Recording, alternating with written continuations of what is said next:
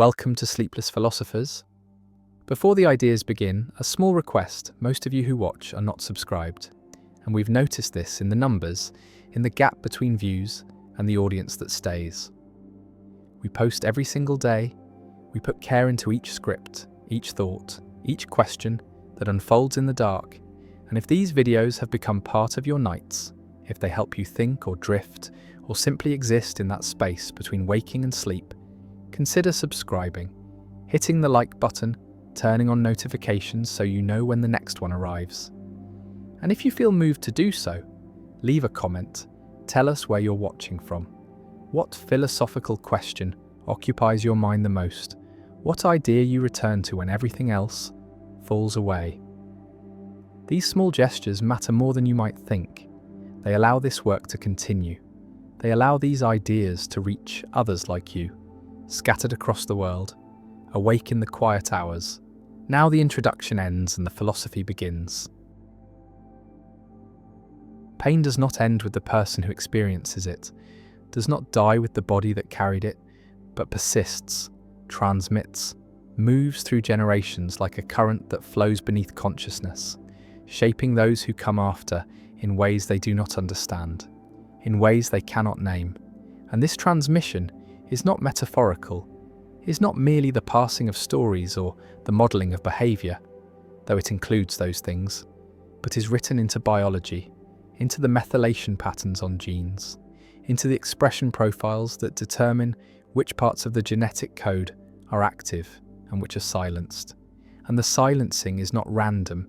is not arbitrary, but is responsive to experience, to environment, to the stresses that the organism faces. And when the stress is severe, when the trauma is overwhelming,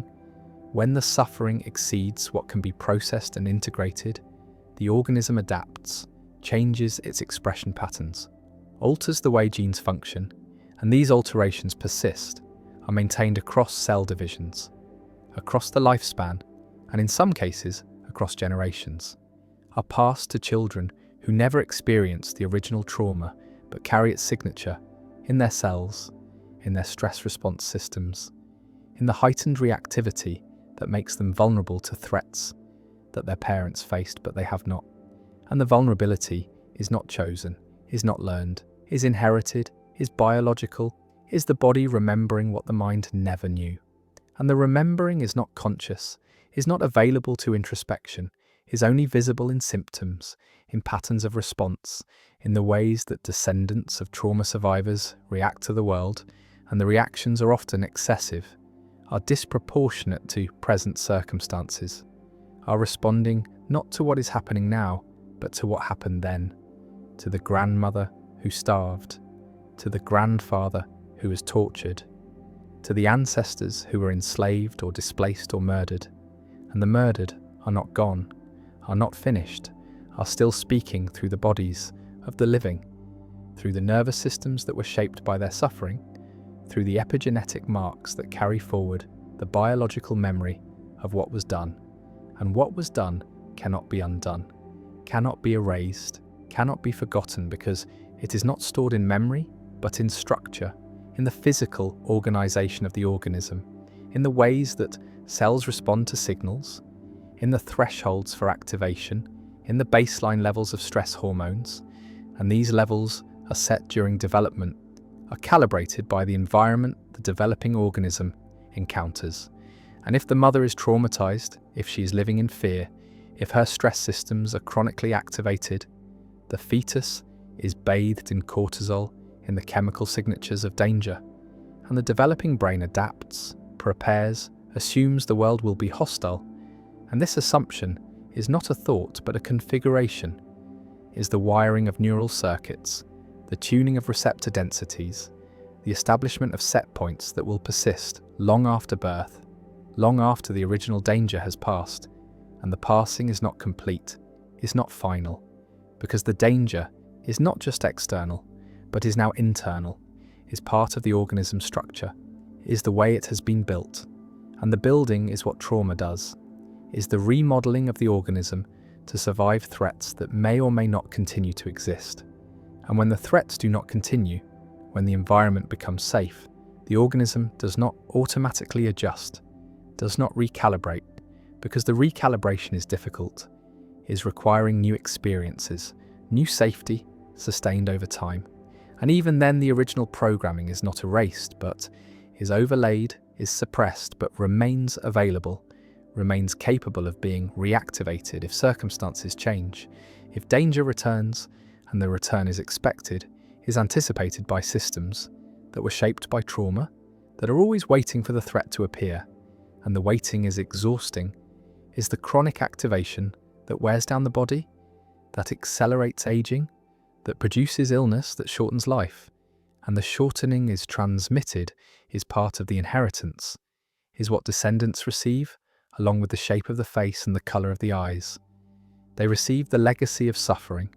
the biological record of what their ancestors endured, and the enduring is not over, is continuing in the present. In the bodies that carry forward the marks, in the lives that are shaped by reactivity they did not choose, by fear they did not earn, by suffering that is not theirs but is in them, is part of them, is what they are, and what they are is not just themselves, but the accumulation of generations, the layering of experience, the sedimentation of pain, and the pain is collective, is not belonging to individuals but to lineages, to communities, to peoples who have been subjected to violence, to oppression, to the systematic destruction of culture and identity, and the destruction is not complete, is never complete, because the people persist, the lineages continue, the communities survive, but the survival is not unchanged, is not untouched, is carrying the wounds, the scars, the alterations that trauma produced, and the production is ongoing, is not a single event, but a process, a transgenerational process where the effects of trauma in one generation become the conditions for trauma in the next, become the vulnerabilities, the sensitivities, the propensities that make descendants more likely to suffer, more likely to develop disorders, more likely to struggle with the same demons that haunted their parents. And the haunting is not superstition, is not folklore, is biology, is the way that history writes itself onto bodies, into genomes, into the regulatory systems that determine which genes are expressed and which are silenced. And the silencing is sometimes protective, is sometimes adaptive, is turning off genes that would be harmful in a dangerous environment. But the protection becomes problem when the environment changes, when safety returns, when the genes that were silenced are needed again, and the need is not met, the genes remain silent, and the organism functions at reduced capacity, functions as if still in danger, still in deprivation, still in the conditions that shaped its ancestors. And the shaping is transmission, is the way that trauma moves across time, inhabits new bodies, new lives, without ever announcing itself, without ever being recognized for what it is. And what it is inheritance, is the legacy that no one chose, that no one wanted, that is carried nonetheless, is carried in silence, in shame, in the unspoken sense that something is wrong, that something is broken, that the self is damaged in ways that cannot be explained, that make no sense given the safety of the present, given the absence of direct trauma, but the absence is not complete, is not real, because the trauma is present, is here, is in the body, in the nervous system, in the patterns of reactivity that were established before birth, before consciousness, before the possibility of choice. And choice is not available, is not part of this inheritance, because the inheritance is automatic, is biological, is not something that can be refused or returned, is only something that can be carried, can be lived with, can be passed forward unless the cycle is broken. And breaking the cycle is difficult, is requiring awareness, is requiring intervention, is requiring that the trauma be recognized, be named, be brought into consciousness where it can be processed, where it can be integrated, where its grip can be loosened. But the loosening is not guaranteed, is not automatic, is requiring work, is requiring therapy, is requiring the creation of new experiences, new safety, new patterns that can override the old. And the override is partial, is incomplete, is never total, because the old patterns are deep, are foundational, are part of the structure, and structure is resistant to change, is maintaining itself, is reproducing itself, is the reason why trauma persists, why it transmits, why descendants find themselves struggling with issues that seem to come from nowhere, that have no clear source in their own experience, but are rooted in the experience of those who came before. And those who came before are not past, are not gone, are present in the bodies of the living, are speaking through symptoms, through patterns, through the reactivity that makes no sense until the history is known, until the lineage is traced, until the connection is made between present suffering and past trauma. And the connection is not always visible, is not always traceable, because the transmission is not direct, is not conscious, is happening at levels below awareness, in the biology, in the epigenetics, in the ways that genes are regulated, and regulation is the mechanism, is how the environment gets under the skin, how experience becomes biology,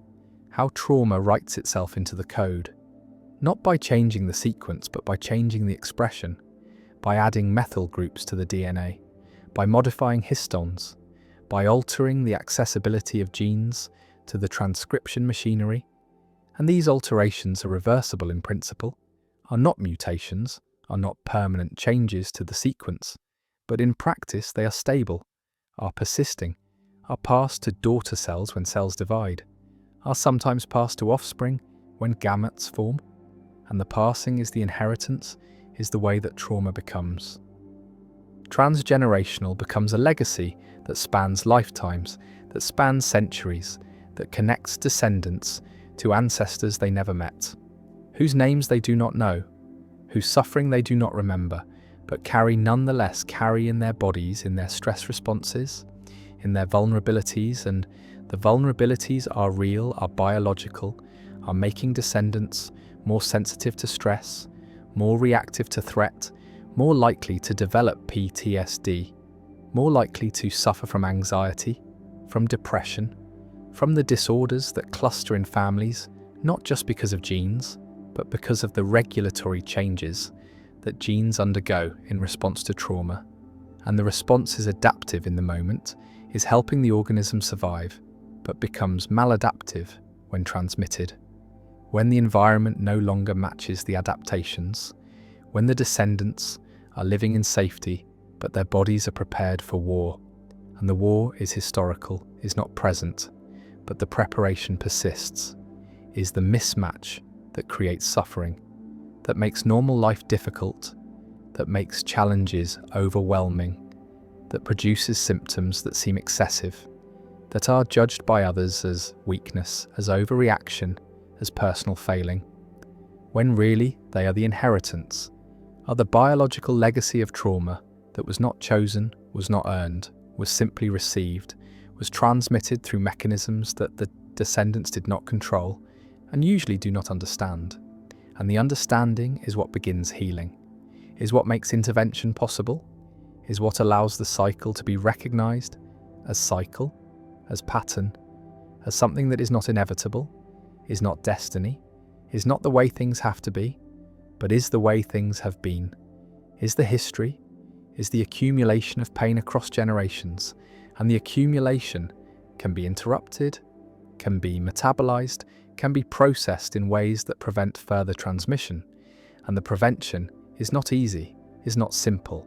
is requiring that the inherited trauma be made conscious, be brought into awareness, be given language, be placed in context, be understood, not as personal failing, but as historical wound, as the legacy of violence, of oppression, of collective trauma that was inflicted on communities, on peoples, on entire lineages, and the lineages carry forward the marks, carry forward the biological memory, carry forward the heightened reactivity, the altered stress responses, the vulnerabilities that are not weaknesses but are adaptations, are the ways that organisms prepared themselves and their descendants for survival in hostile conditions. And the conditions have changed, but the preparations remain in the epigenetics, in the gene expression patterns, in the methylation marks that persist across cell divisions, across lifetimes, across generations. And the generations are connected not just by culture, not just by story, not just by memory, but by biology, by the physical inheritance of trauma's effects. And the effects are measurable, are detectable, are visible in studies of Holocaust survivors and their children, in studies of famine survivors and their grandchildren, in studies of enslaved peoples and their descendants. And the descendants show the marks, show the alterations, show the biological signatures of trauma they never directly experienced. And the indirect experience is the mechanism, is the transmission through mother's stress during pregnancy, through father's sperm at conception, through the intrauterine environment, through the early years when the nervous system is being wired, when the stress response systems are being calibrated, when the organism is learning what kind of world it has been born into.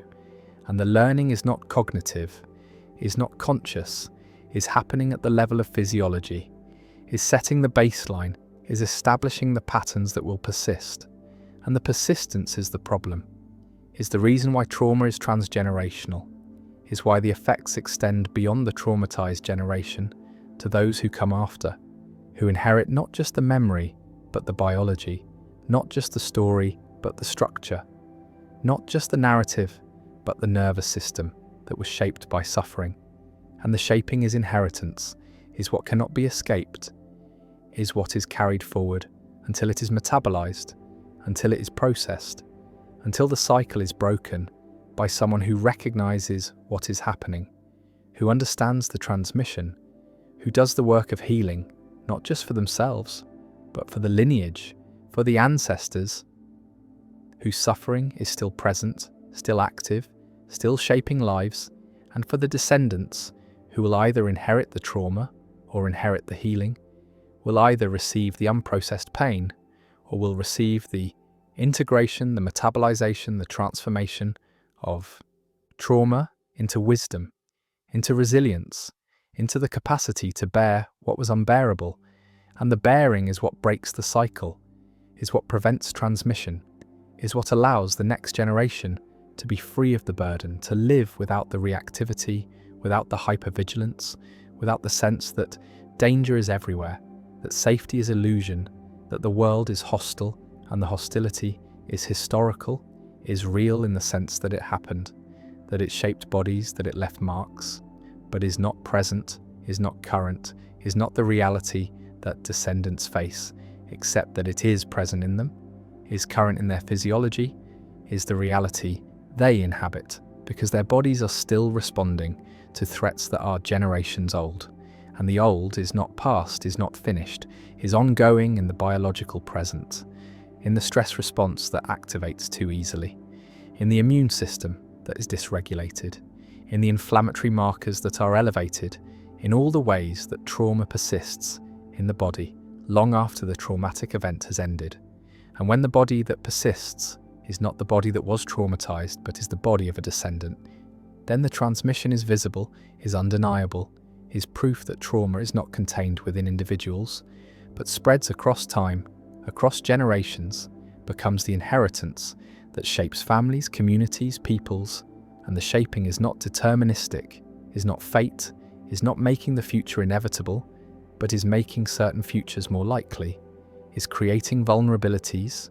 is establishing patterns that will repeat unless interrupted, unless metabolized, unless transformed through the difficult work of bringing the unconscious into consciousness, the biological into awareness, the inherited into the examined. And the examination is what makes change possible, is what allows descendants to recognize that what they feel is not just theirs, is not just personal, is not just individual pathology, but is the echo of historical trauma, is the reverberation of suffering that originated elsewhere in the lives of ancestors who endured what should not have been endured, who survived what should not have been survived. And the survival is the transmission, is the passing forward of the marks, the scars, the alterations that survival required. And the requirement is what makes the inheritance unavoidable, is what makes the dead still speak, still influence, still shape the living, because the dead are not gone, are not finished, are present in the bodies of descendants, are present in the epigenetics, in the gene expression, in the reactivity, in the vulnerabilities, in all the ways that trauma persists beyond the traumatized, becomes transgenerational, becomes collective, becomes the wound that a people carries, that a lineage inherits, that cannot be healed by individuals alone, but requires collective recognition, collective processing, collective transformation, and the transformation is possible, is happening, is the work of those who recognize the inheritance, who refuse to pass it forward, who do the difficult work of metabolizing historical trauma, of breaking cycles that have persisted for generations, of healing not just themselves, but the lineage, the ancestors, the descendants, the entire chain of transmission. And the breaking is not erasure, is not forgetting, is not denying what happened, but is integrating, is processing, is transforming the raw wound into scar tissue, into wisdom, into the capacity to remember without being destroyed by the remembering. And the remembering is necessary, is what prevents repetition, is what honours the suffering, is what ensures that the dead are not forgotten, that their pain is not invisible, that their legacy is not silence but speech, is not erasure but presence, is not void but the acknowledgement that they still matter, still shape, still influence, still speak through the bodies of the living, through the inherited patterns, through the transgenerational transmission of trauma that makes history not past but present, not finished but ongoing, not ended but continuing in the lives of descendants who carry forward the marks, the wounds, the biological memory of what was done. And what was done cannot be undone, but can be transformed, can be metabolized, can be released from its hold on the future, can be prevented from transmitting further. And the prevention is the work, is the healing, is the breaking of cycles that cannot break themselves, that require consciousness, require intention, require the difficult recognition that the pain being felt is not just personal, but is inherited, is collective, is historical, and that healing it requires more than individual therapy, requires acknowledgement, requires witnessing, requires the collective processing of collective trauma, and the processing is happening, is the work of communities, of peoples, of lineages who are recognizing the inheritance, who are naming the trauma, who are bringing into consciousness what was unconscious, into language what was biological, into the examined what was automatic. And the examination is what allows transformation, what allows the cycle to end, what allows descendants to live without the burden, to inherit not trauma but resilience, not wound but wisdom, not pain but the capacity to bear pain without being destroyed by it. And the bearing is what breaks the cycle, is what ends the transmission, is what allows the dead finally to rest, to stop speaking through symptoms, through suffering, through the bodies of the living, and to become instead memory, story, history,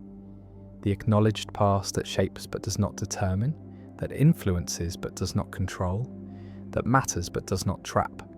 And the trap is what trauma creates, is the cycle that repeats, is the inheritance that persists until it is seen, until it is named, until it is brought into the light where it can be examined, can be understood, can be transformed from curse into legacy,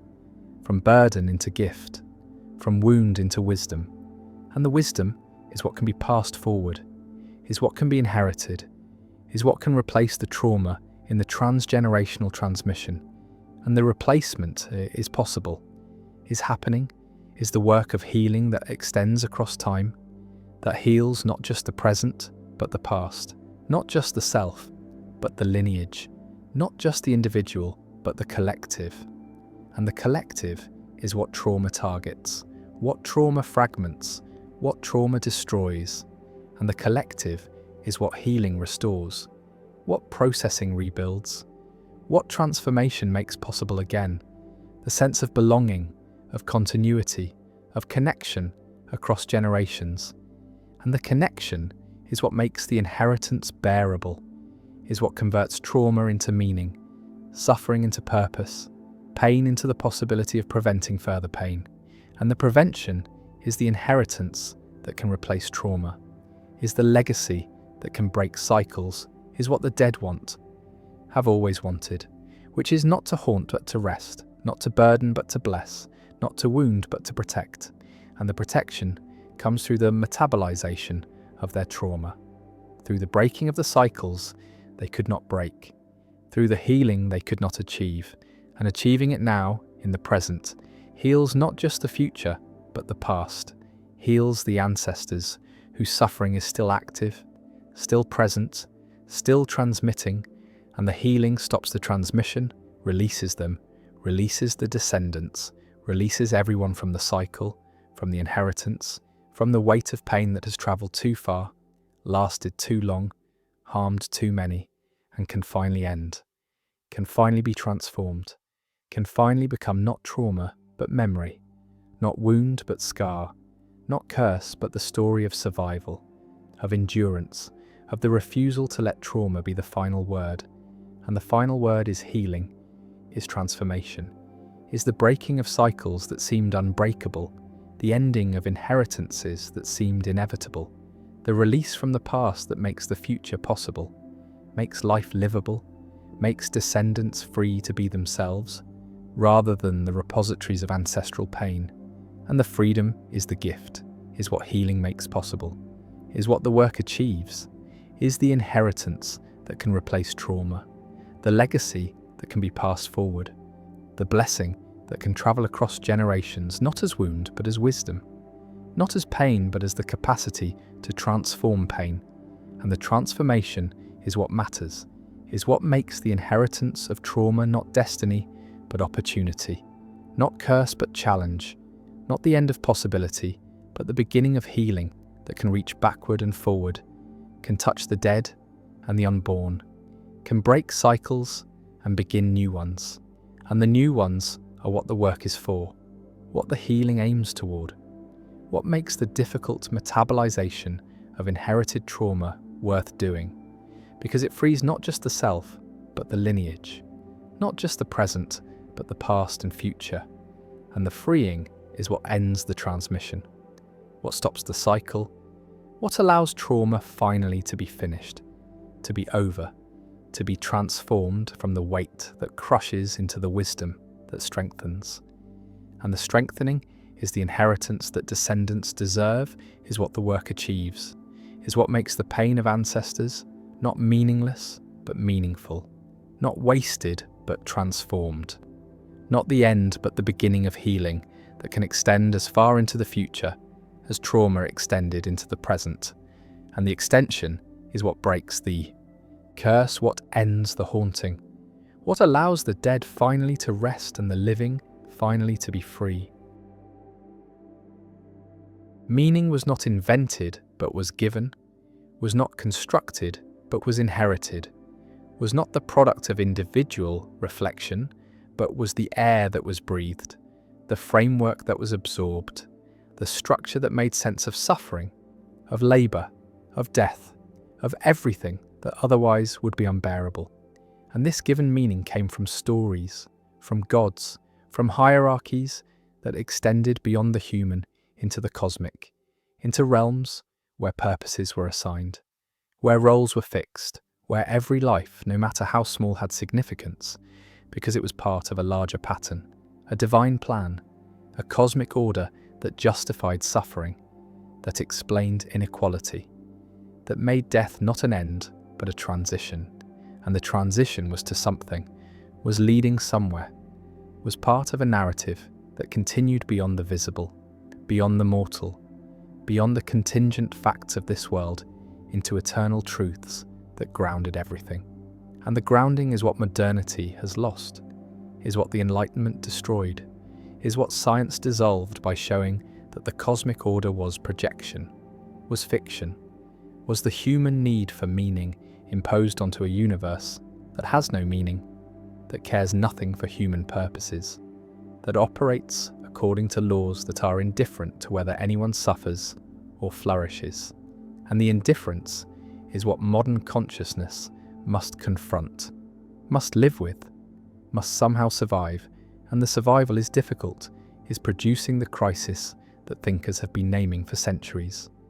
The meaning crisis, the disenchantment, the death of God that Nietzsche announced, not as celebration, but as diagnosis, as the recognition that the framework had collapsed, that the stories no longer worked, that the gods were no longer believable.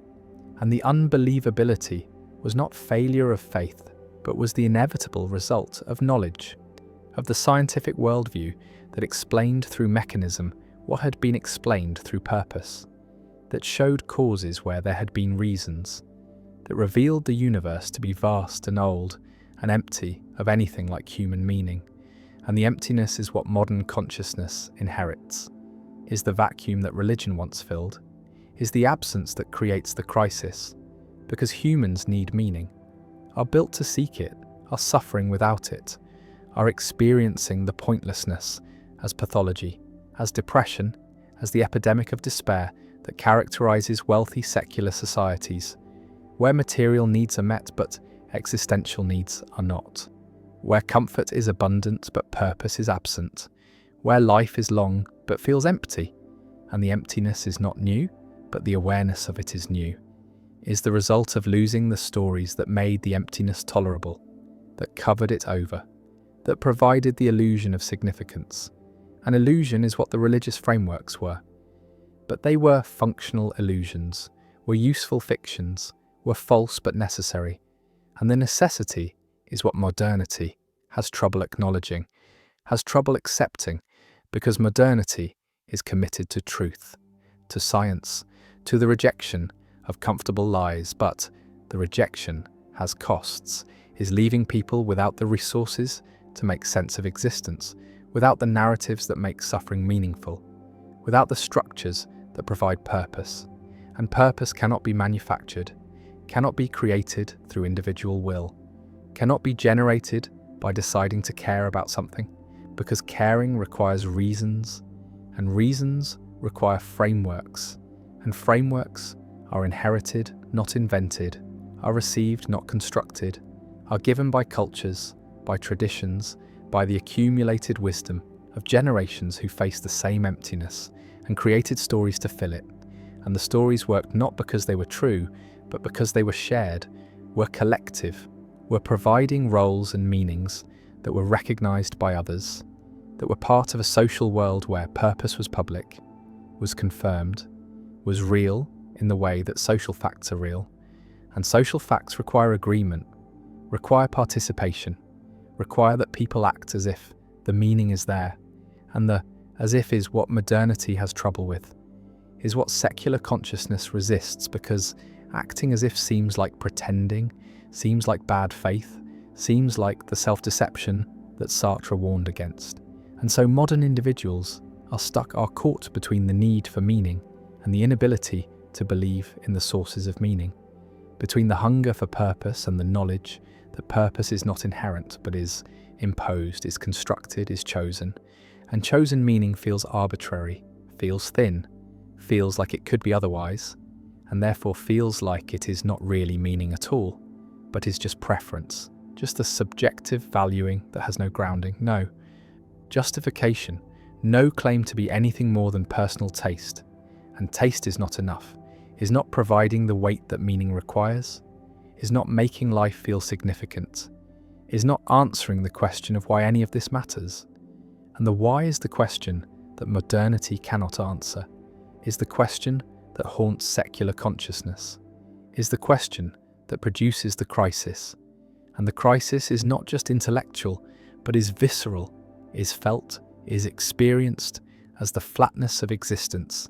as the sense that nothing really matters, that everything is permitted because nothing is forbidden, that values are just opinions, and opinions are just brain states, and brain states are just physics. And the physics is indifferent, is not caring, is not providing any reason to do anything, to be anything, to continue existing. And the continuing is what becomes questionable, is what the meaning crisis threatens, is why suicide rates rise, why despair spreads, why affluent societies are seeing increases in deaths of despair, in overdoses, in suicides, in all the ways that people exit when existence feels unbearable. And the unbearable is not material, but is existential, is not about lacking things, but about lacking reasons, lacking purposes, lacking the framework that makes effort meaningful, that makes suffering tolerable, that makes life worth living. And the worth is what is missing, is what cannot be found, is what modernity has destroyed without replacing. And the replacements that have been tried are failing, are not working, are revealing themselves to be inadequate substitutes for what was lost. And what was lost was not just belief in God, but was the entire worldview that made God plausible, that made divine purpose conceivable, that made cosmic meaning possible. And the possible is what has been eliminated, is what science has shown to be projection, to be anthropomorphism, to be the mistaken attribution of human qualities to the universe. And the mistake is understandable, is natural, is the way that consciousness makes sense of the world. But it is still mistake, is still error, is still something that cannot be sustained once knowledge advances, once the mechanisms are understood, once the causes are revealed and the revealing is irreversible, is not allowing return to innocence, is not permitting the restoration of belief, is creating the permanent condition of disenchantment, of knowing that the meanings are not discovered but are created, are not inherent but are imposed, and the imposed cannot carry the weight that the discovered could carry, cannot provide the grounding that the inherent provided, cannot make life feel significant in the way that cosmic purpose made it feel significant. And so modernity is searching, is trying to find secular substitutes, is trying to create meanings that do not depend on the supernatural, on the transcendent, on the stories that are no longer believable. And the substitutes that are tried are varied, are including humanism, the belief that human values are sufficient, that human flourishing is purpose enough, that making life better for people is meaning enough. But humanism is thin, is not providing the depth that religious meaning provided, is not explaining why human flourishing matters, is not grounding value in anything beyond human preference. And preference is not enough, is not answering the question of why this preference rather than another.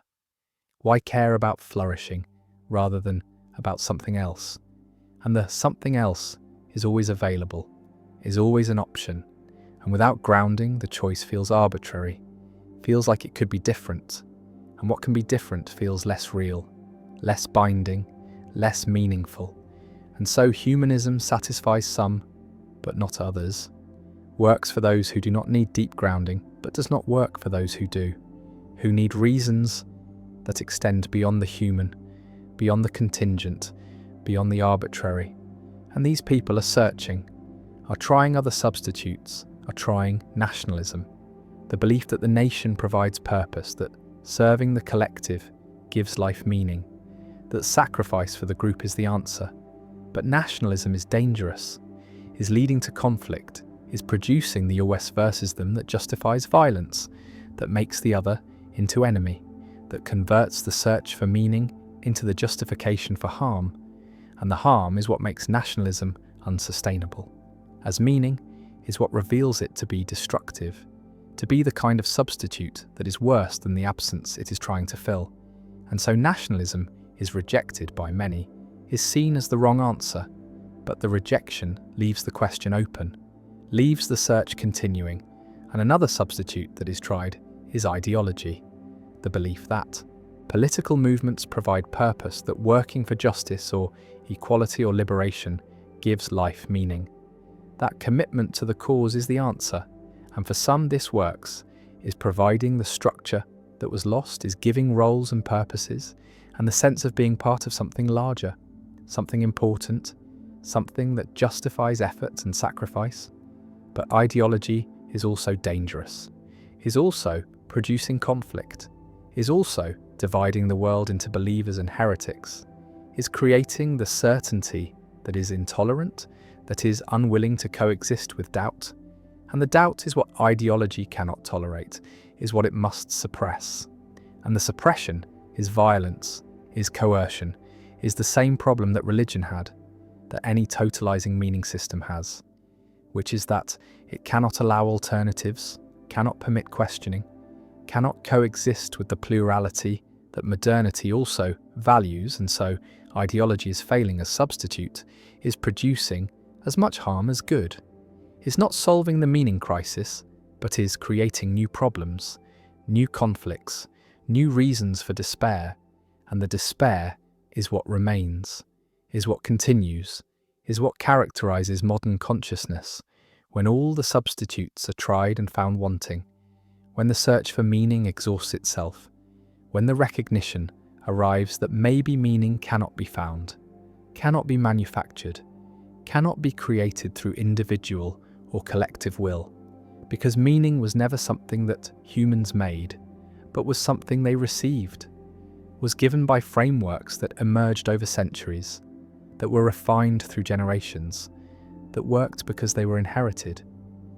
not because they were chosen, and choosing meaning is the modern problem, is the thing that modernity demands, but that consciousness cannot do, because choice requires reasons, and reasons require grounding, and grounding is what is missing, is what was lost with the death of God, with the collapse of cosmic purpose, with the recognition that the universe is indifferent, and the indifference is the truth, is what science reveals, is what honesty requires accepting, and the acceptance is what some philosophers advocate, is what Camus called absurdism, is the response that acknowledges the meaninglessness while refusing to be destroyed by it, that confronts the absurd without fleeing into suicide or into false hope, that lives with full awareness of the void while continuing to live, while continuing to act, while continuing to find moments of joy and connection and beauty, even though none of it means anything in the cosmic sense. None of it matters beyond the moment. None of it will be remembered once consciousness ends, and the ending is inevitable, is coming for everyone, is the final proof that nothing matters, that all effort is futile, that existence is temporary and meaning is impossible. And yet the absurd response is to continue anyway, is to rebel against the meaninglessness, not by denying it, but by living in spite of it, by affirming life without justification, by finding satisfaction in the act of living itself, rather than in any purpose that living serves. And the serving is what is abandoned, is what the absurd lets go of, is what is recognized as impossible. And the impossible is what modernity must accept, must live with, must somehow survive.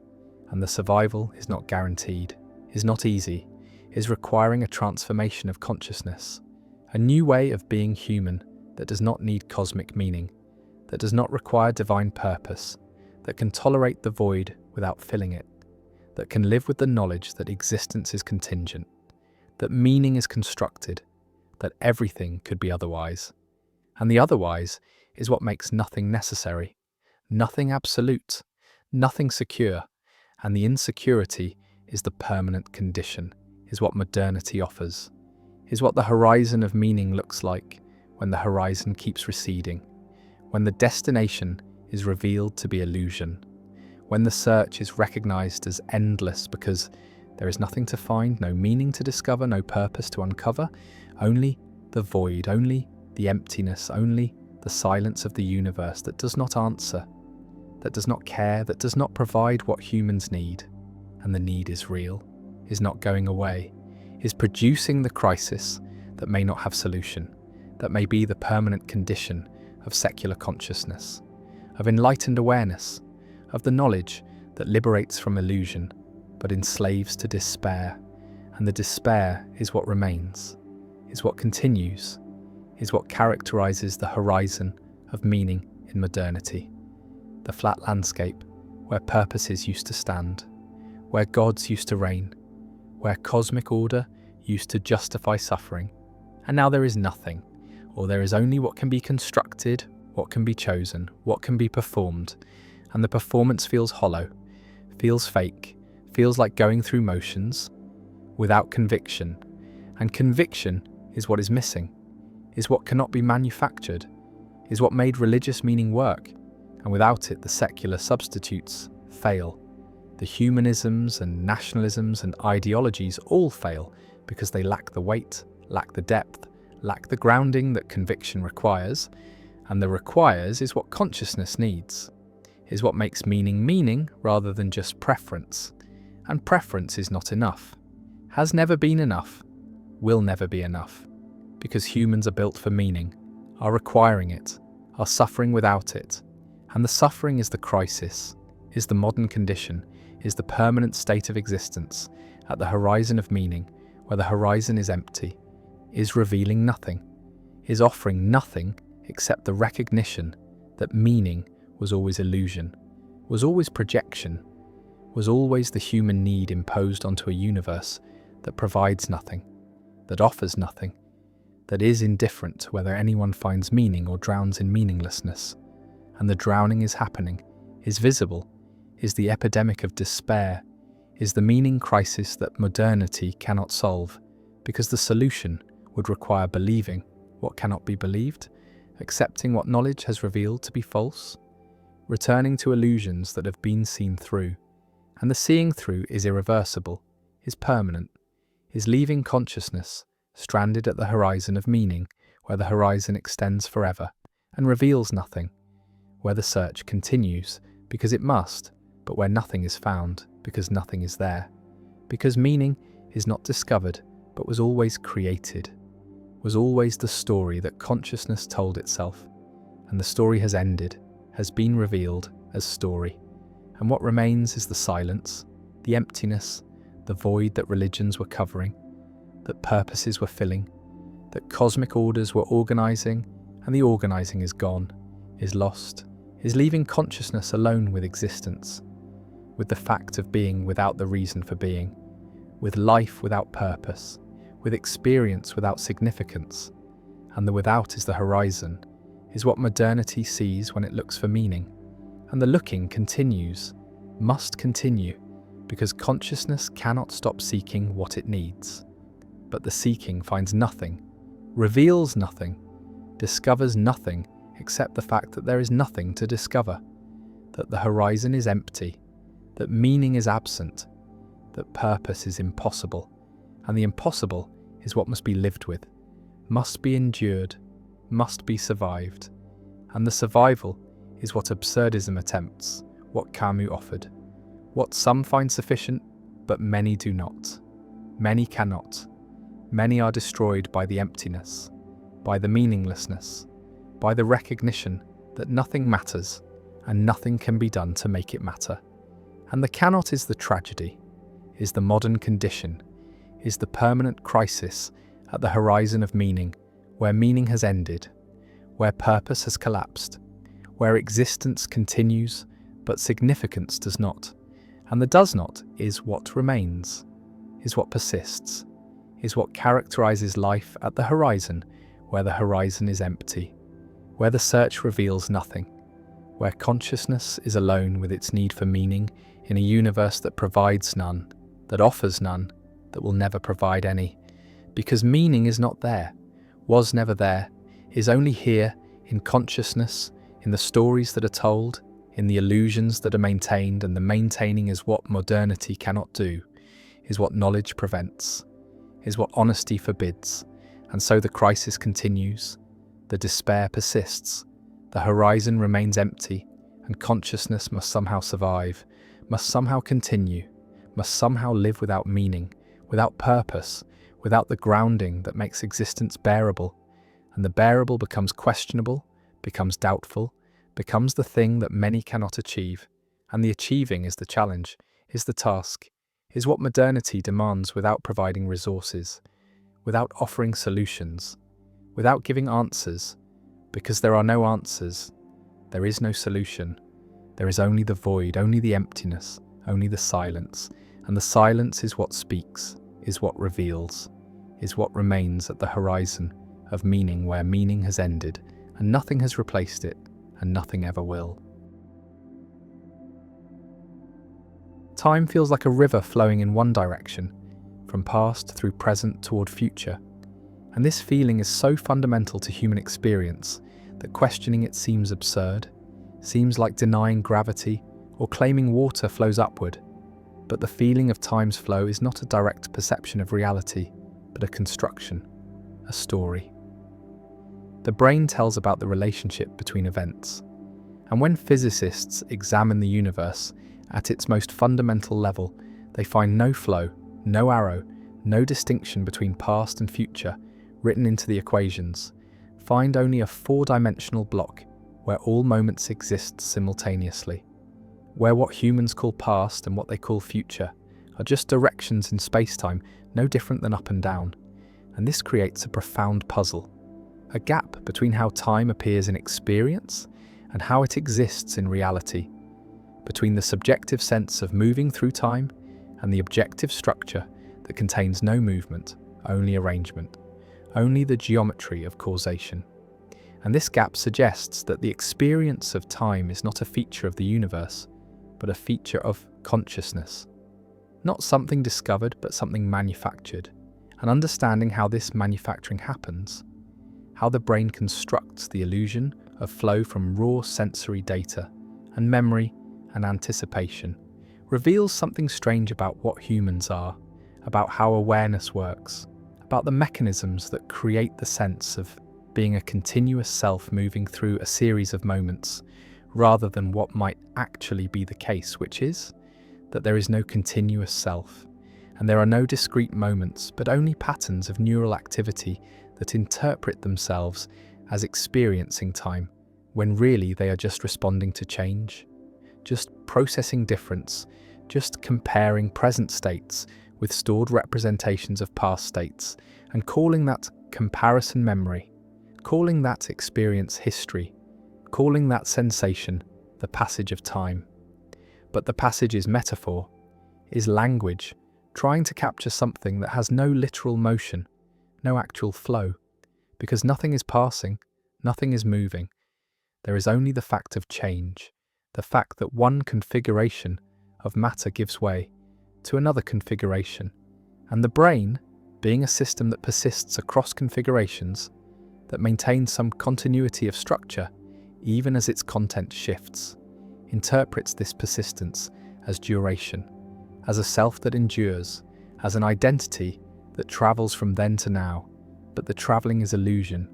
The self at each moment is different from the self at every other moment, shares some patterns, some connections, some information, but is not the same thing, is not a substance that moves, but a process that recurs. And what is called the experience of time is really the experience of this process recognizing its own recurrence, noticing that the current pattern resembles previous patterns,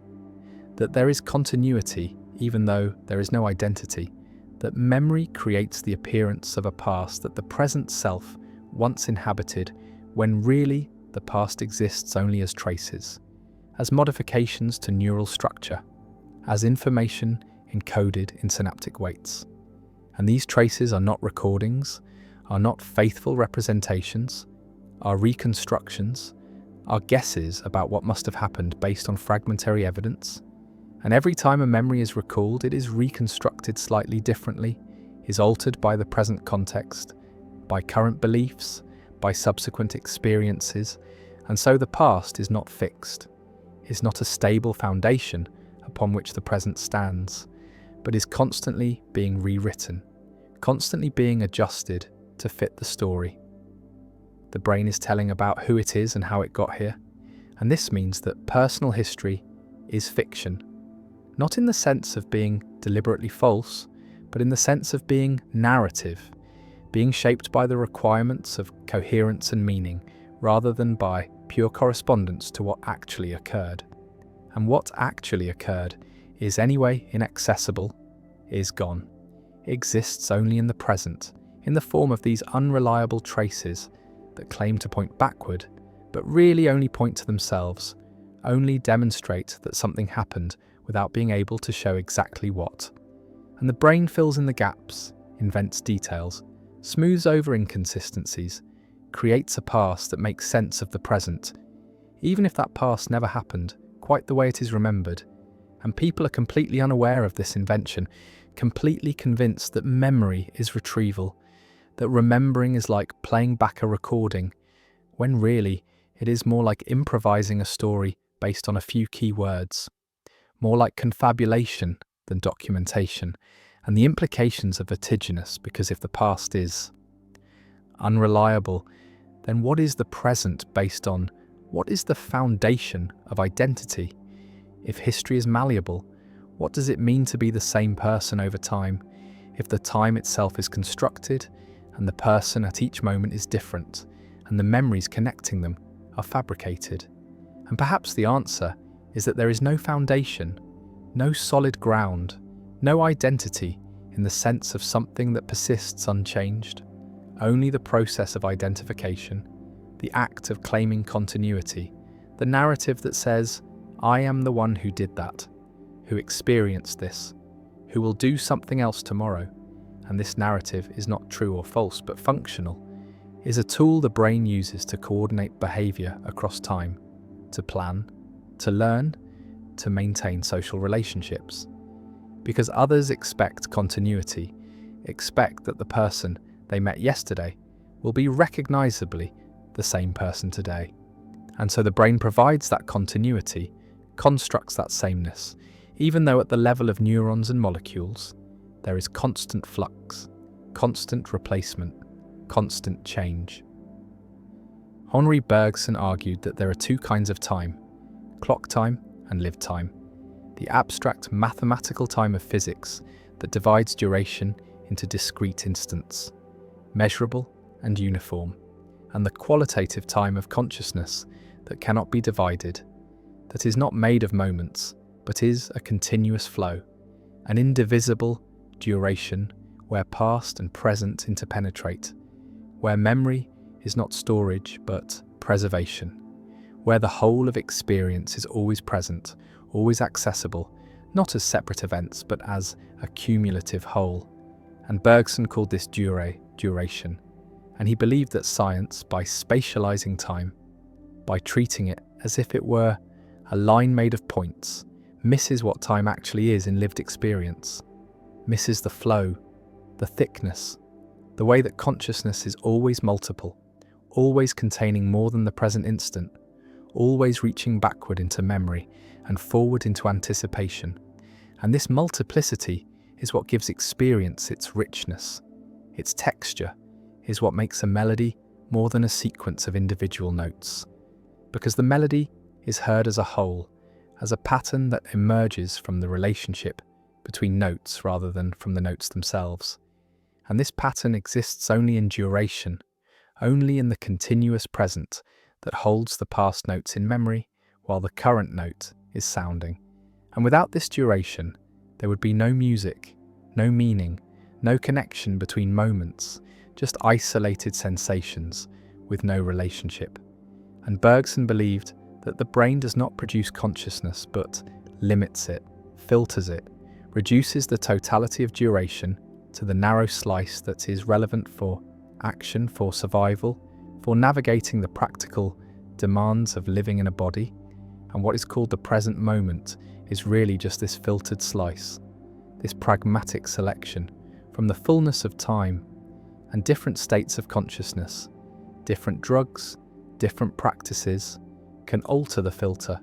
can expand the present, can make it thicker or thinner,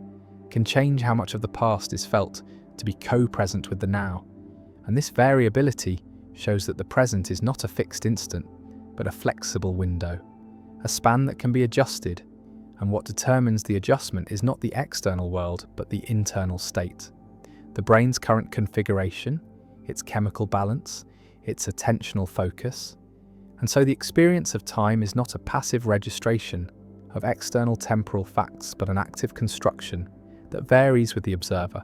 that is different for different species, different for different individuals, different even for the same individual in different circumstances. And this relativity of subjective time is separate from the relativity of physics, is about consciousness rather than space-time, is about how duration is experienced rather than how it is measured.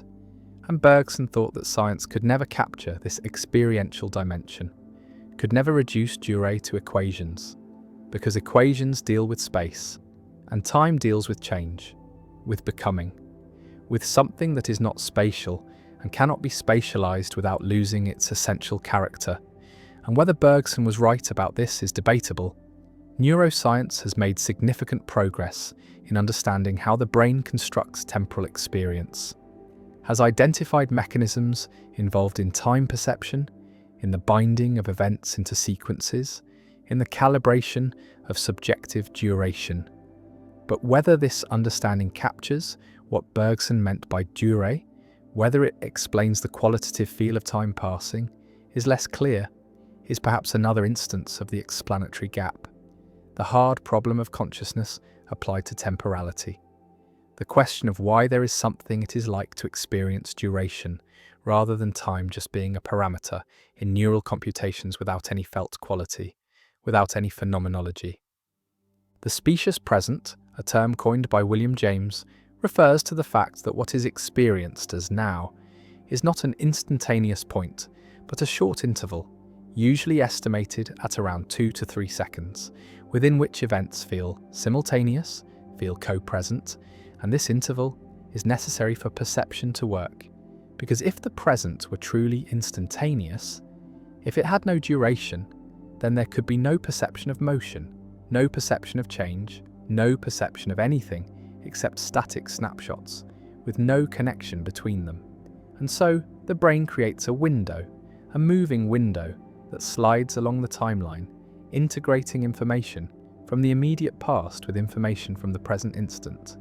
And within this window, there is no sense of before and after. Everything feels like it is happening now. And only when events fall outside the window do they become past, become memory, rather than perception. And the edges of this window are not sharp, are not clearly defined. There is a gradient where the recent past fades into history and the immediate future emerges into anticipation. And this fuzziness is why temporal order judgments are difficult, why people often cannot tell which of two closely spaced events occurred first, why the subjective sequence of events can differ from the objective sequence. And experiments show that the brain does not perceive events in the order they occur, but reorders them, retrospectively constructs a sequence that makes sense, that fits with expectations, that creates a coherent narrative, and this reordering can be demonstrated by showing people visual and auditory stimuli in close succession and asking them to judge which came first. And the answers are inconsistent, vary depending on attention, on prior exposure, on the semantic relationship between the stimuli, and what this shows is that temporal order is not given but inferred, is a conclusion the brain arrives at rather than a fact it registers, and the brain prioritizes coherence over accuracy, prefers a meaningful sequence to a faithful sequence. And this preference is not conscious, is not deliberate, is built into the perceptual mechanisms that construct experience. And so what is lived is not what happened, but what the brain decides happened. What fits the story? What makes sense in retrospect? And retrospect is the only perspective available, because by the time an event is experienced, it is already past, is already memory. The neural processing takes time. The signal has to travel from sense organs to cortex, has to be integrated, interpreted, bound into a unified percept.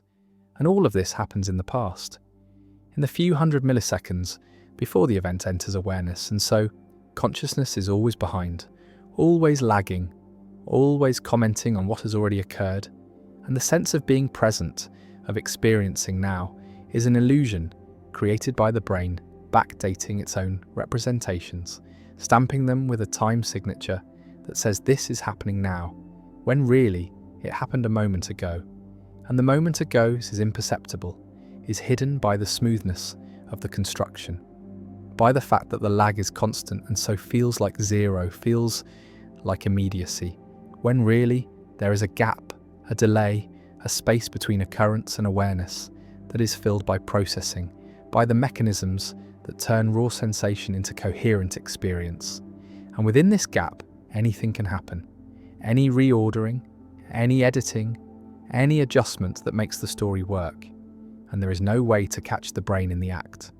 No way to compare the experience to the reality, because the experience is the only access to reality, is the only data available. And so the illusion is perfect, is undetectable from within, can only be inferred from indirect evidence, from experiments that catch the brain making mistakes, from situations where the constructed sequence contradicts the known sequence, and these situations are rare, require careful setup, because most of the time the construction is accurate enough, is close enough to the actual order of events, that no discrepancy is noticed, no problem arises, and this is what the mechanisms are optimized for. Not perfect accuracy, but sufficient accuracy, good enough to navigate the world, to avoid predators, to catch prey, to coordinate action with perception. And beyond that threshold, there is no selective pressure, no reason for the system to be more precise, and so it is not. And the sloppiness is revealed only in edge cases, only when looked for, only when the philosopher or the neuroscientist designs experiments to probe the boundaries of temporal perception and discovers that the boundaries are not where common sense suggests they should be. Memory is not storage but transformation, not preservation but reconstruction, and every act of remembering changes what is remembered, alters the trace, modifies the engram, and this modification is not corruption, is not failure, is the way memory is supposed to work, because the function of memory is not to record the past but to inform the future, to extract patterns from experience that will be useful later, to generalize, to abstract, to create rules and heuristics that apply across situations. And this requires flexibility, requires that memories be updated when new information arrives, when context changes, when the significance of an event is reinterpreted in light of subsequent experience. And so memory is always current, is always reflecting the present state of understanding. And this is why eyewitness testimony is unreliable, why people can be completely confident in memories that are completely false, why families argue about what happened because each member remembers it differently, and each is certain their version is correct, and all of them are wrong. All of them are remembering not the event, but the last time they remembered the event, and each remembering leaves a new trace, slightly different from the previous trace, and over time the memory drifts, diverges from what actually happened, and there is no original to compare it to, no master copy that remains unchanged. The first encoding is itself an interpretation, is already shaped by attention, by expectation, by emotion, by all the factors that determine what gets noticed and what gets ignored. And so from the beginning, memory is selective, is partial, is biased, and every subsequent recall adds another layer of bias, another round of reconstruction. And what remains after years is often more fiction than fact, is a story that has been told and retold so many times that it has taken on a life of its own, has become part of identity, part of the narrative of who I am and where I came from. And this narrative is precious, is defended against contradiction, is maintained even in the face of evidence, because it is not just information, is not just data, is meaning, is the framework through which life makes sense, and threatening the memory is threatening the self, is suggesting that the person is not who they think they are, that the past they rely on is unreliable, and most people cannot tolerate this suggestion, reject it, become angry, double down on their version,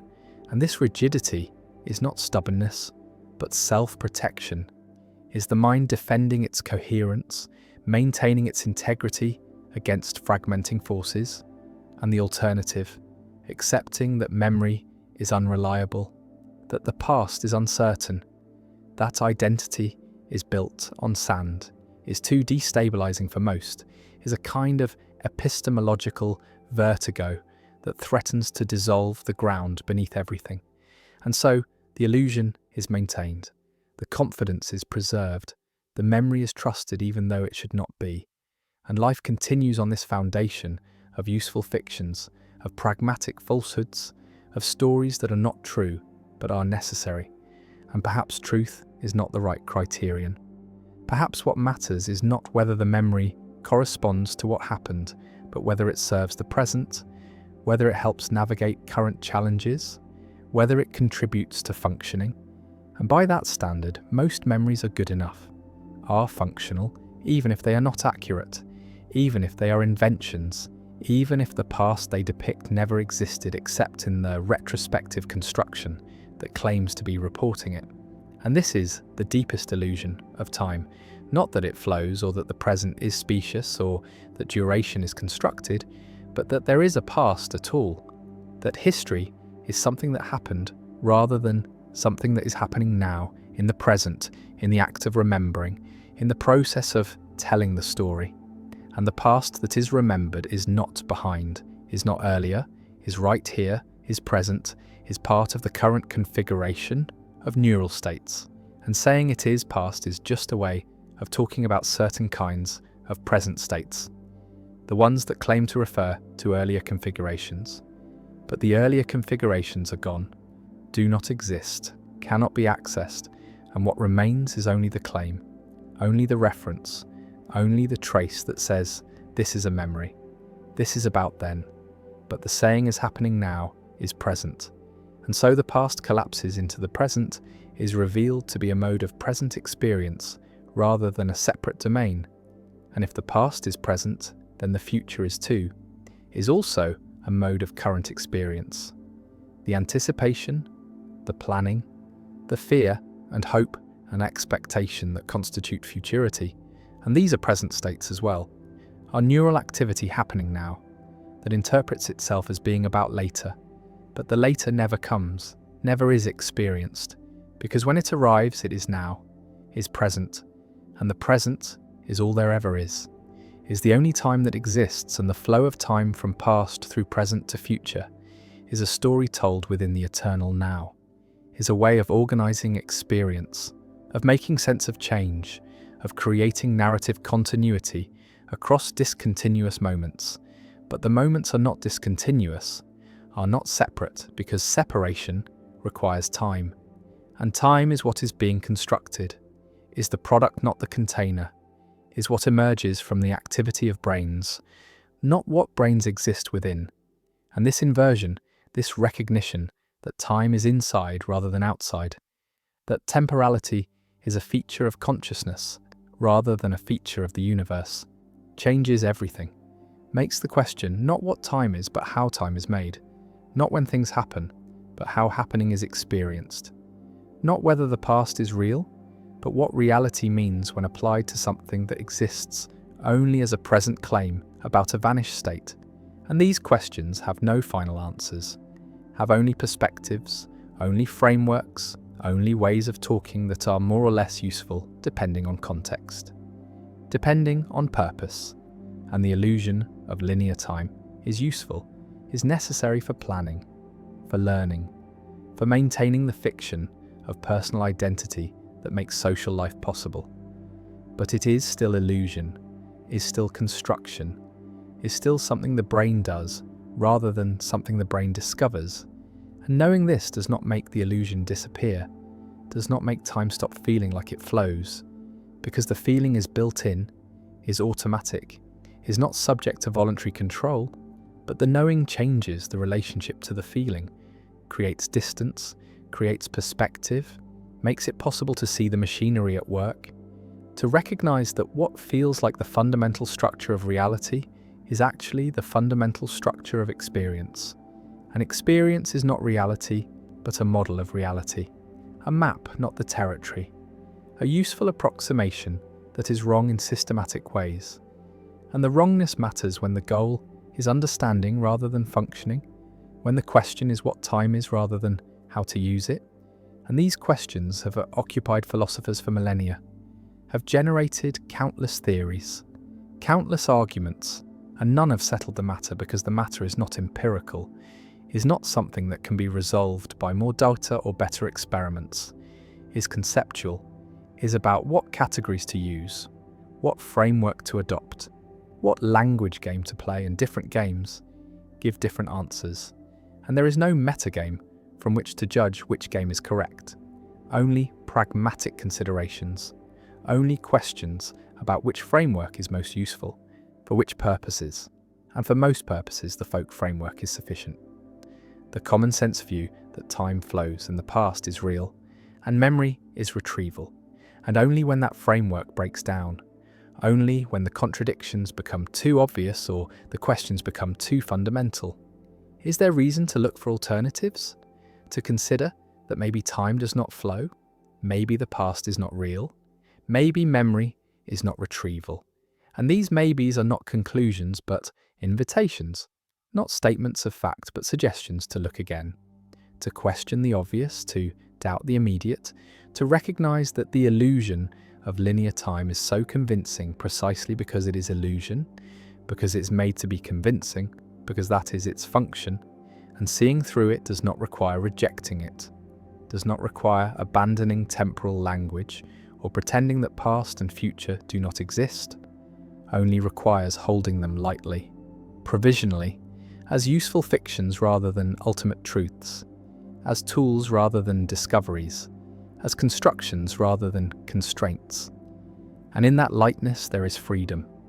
Not freedom from time, but freedom within it. Freedom to recognize that the experience is made, is chosen in some sense, even if not consciously, and what is made can be remade. What is chosen can be chosen differently, and the architecture of temporal experience, while deeply ingrained, while largely automatic, is not completely fixed, can be altered through practice, through attention, through deliberate cultivation of different modes of awareness. And these alterations do not reveal the true nature of time, but reveal that there is no true nature, no fact of the matter, only different ways of experiencing, different ways of constructing, different ways of being temporal creatures in a universe that may not be temporal at all, that may be timeless, eternal, a block, where all moments exist at once and the flow is purely in the eye of the beholder, in the structure of consciousness that moves through the block, not because the block is moving, but because consciousness is change, is process, is the activity of comparing states and calling that comparison time. And if this is right, then time is mind-dependent, is subjective in a radical sense, is not something that would exist without observers to construct it. And the universe before consciousness, before brains, was not a universe in time, but a universe of timeless physical states, of mathematical relationships, of geometry without duration. And only when matter organized itself into patterns that could represent their own history, that could compare past states with present states, did time emerge. Did temporality become a feature of the world? Not of the physical world, but of the phenomenal world. The world is experienced, and this emergence is recent, is evolutionary. Recent is less than 1 billion years old in a universe that is 14 billion years old. And for most of the universe's history, there was no time, no flow, no past or future, just configurations of matter energy, obeying laws that contain no temporal asymmetry, no preferred direction. And even now, time exists only locally, only in the small pockets of the universe, where consciousness has emerged, where nervous systems have evolved the capacity to construct temporal narratives. And the rest of the universe remains timeless, remains a four-dimensional block. And what is called the flow of time is the motion of awareness through that block. And the motion is not in the block, but in the awareness. Is a property of minds, not of space-time. And this might be the final truth about time, that it is ours, that we made it, that the illusion of linear time is not an illusion of time, but the creation of time, the bringing into being of something that would not otherwise exist. And in that creation, there is something profound, something that makes consciousness significant, not because it reveals the world, but because it transforms the world, adds temporality to what was timeless, adds meaning to what was bare fact, adds story to what was merely structure. And whether this addition is valuable, whether time is something worth creating, is a question each moment must answer for itself, right here in this specious present that claims to be flowing but is really just being. just the fact of awareness watching itself and calling that watching time. History is told as a story of improvement, of movement from darkness toward light, from ignorance toward knowledge, from savagery toward civilization. And this story is so deeply embedded in modern consciousness that questioning it feels like madness, feels like denying the obvious, like rejecting the evidence that surrounds us in the form of technology, medicine, institutions, all the apparatus that makes contemporary life safer, longer, more comfortable than life in previous centuries. But the story is a story, is a narrative constructed retrospectively, is an interpretation imposed on events that could be read differently, could be organized into different patterns, could reveal trajectories other than progress. And the other trajectories are visible once the mythology is recognized as mythology. Once the belief in linear improvement is seen as belief rather than fact, as framework rather than discovery, as one way of organizing time among many possible ways, and the ways that are not chosen are the ones where time is cyclical, where history repeats, where civilizations rise and fall in patterns that suggest not progress, but oscillation, not improvement, but alternation between order and chaos, between flourishing and collapse. And collapse is what the mythology of progress cannot acknowledge, cannot incorporate, cannot make sense of, except as temporary setback, as aberration, as the exception that proves the rule. But what if collapse is not the exception but the rule, is not the deviation but the pattern, is what happens to every complex system eventually, inevitably, necessarily, because complexity is fragile, is requiring constant energy to maintain. And when the energy fails, when the resources are exhausted, when the conditions that allowed the complexity to emerge are no longer present, the system simplifies, degrades, collapses back into disorder. And this is not failure, but thermodynamics, is not moral failing, but physical law, is entropy doing what entropy does. And entropy is not progress, is not moving toward anything, is not improving but is equalizing, is smoothing out gradients, is converting order into disorder, structure into randomness. And life civilization, all the complexity that humans value, is temporary resistance to this process, is local pockets of order maintained at the cost of increasing disorder elsewhere. And the elsewhere is growing, is expanding, is eventually consuming the local, because the second law is inexorable, is not suspended by hope or effort or belief in progress. And so, the mythology of progress is fighting against physics, is claiming that the arrow of time points toward improvement, when really it points toward heat death, toward the end of difference, the end of structure, the end of everything that makes progress possible. And the possible is temporary, is the brief window during which complexity can exist, can build, can imagine itself to be moving forward, when really it is just moving, is just changing, is just reconfiguring before the inevitable simplification.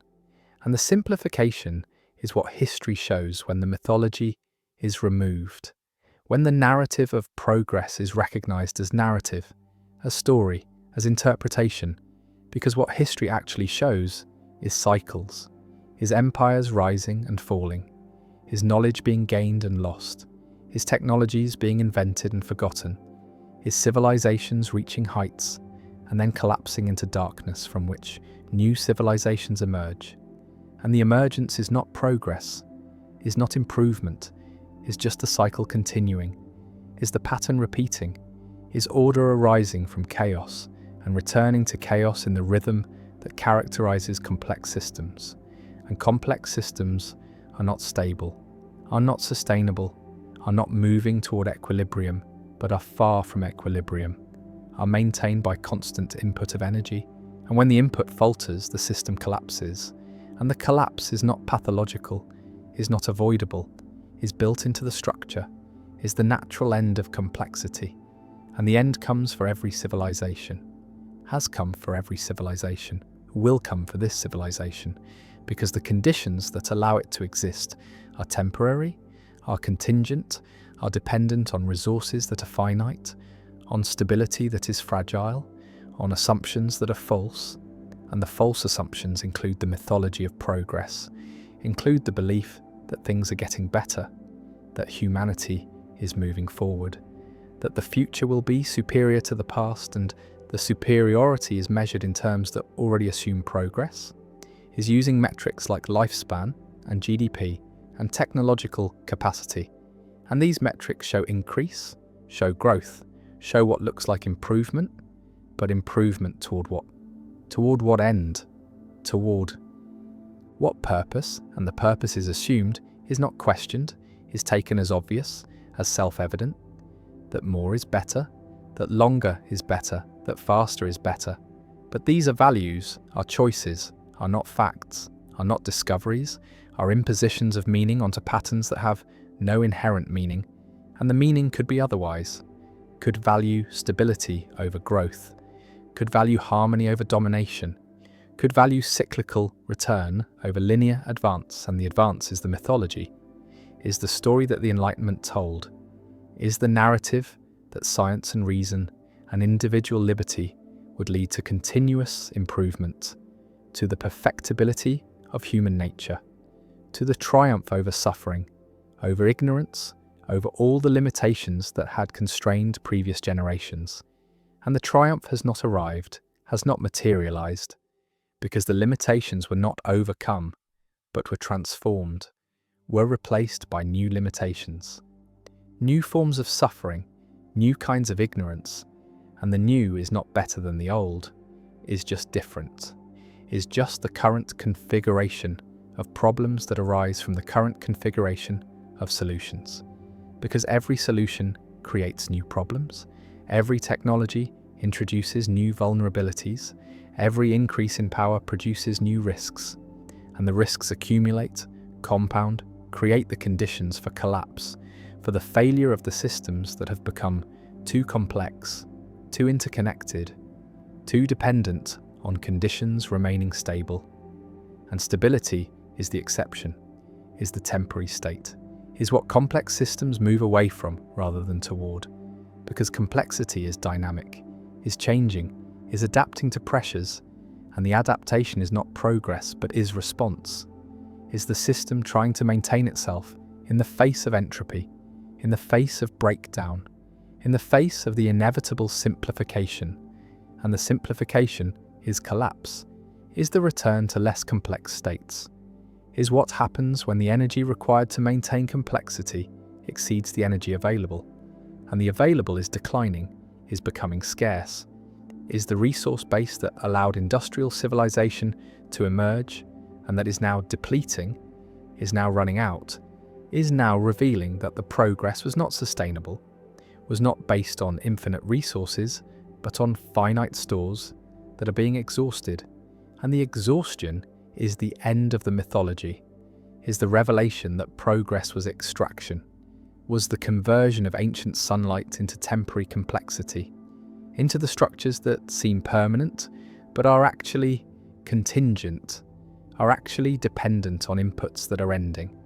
And the ending is not failure, but is thermodynamics, is physics, is the way things work. And the way things work does not care about progress,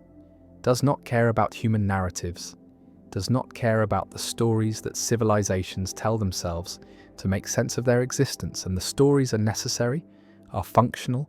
are what allow coordination, are what create meaning, but they are not true, are not describing reality, are describing a constructed reality, a narrative reality, a reality that exists only in the collective imagination and that can be maintained only as long as the collective continues to believe. And the believing is becoming difficult, is becoming strained, because the evidence is mounting that progress has stalled, that the improvements have stopped, that the future is not going to be better than the present, might be worse, might be collapse, might be the simplification that has come for every other civilization and is now coming for this one. And the coming is not apocalypse, is not the end of everything, is just the end of this particular configuration, this particular arrangement of complexity. And what follows is not nothing but is different, is simpler, is less organized, less centralized, less dependent on the global systems that are currently failing, currently fragmenting, currently revealing their fragility.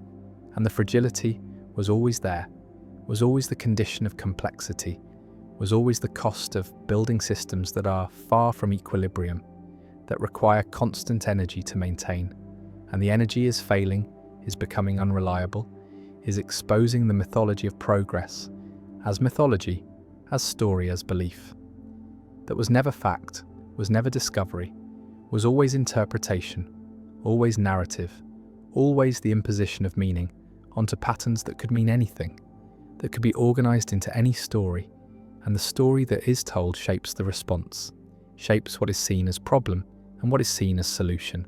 shapes whether collapse is recognized as collapse or is interpreted as temporary setback, as challenge to be overcome, as opportunity for innovation. And innovation is the god of. Progress is the answer to every problem, is the belief that human ingenuity can overcome any limitation, can solve any crisis, can extend the trajectory of improvement indefinitely. And the indefinitely is the lie, is the impossibility, is the claim that entropy can be defeated, that complexity can be maintained forever, that the conditions that allowed progress are permanent when they are temporary, are contingent, are ending.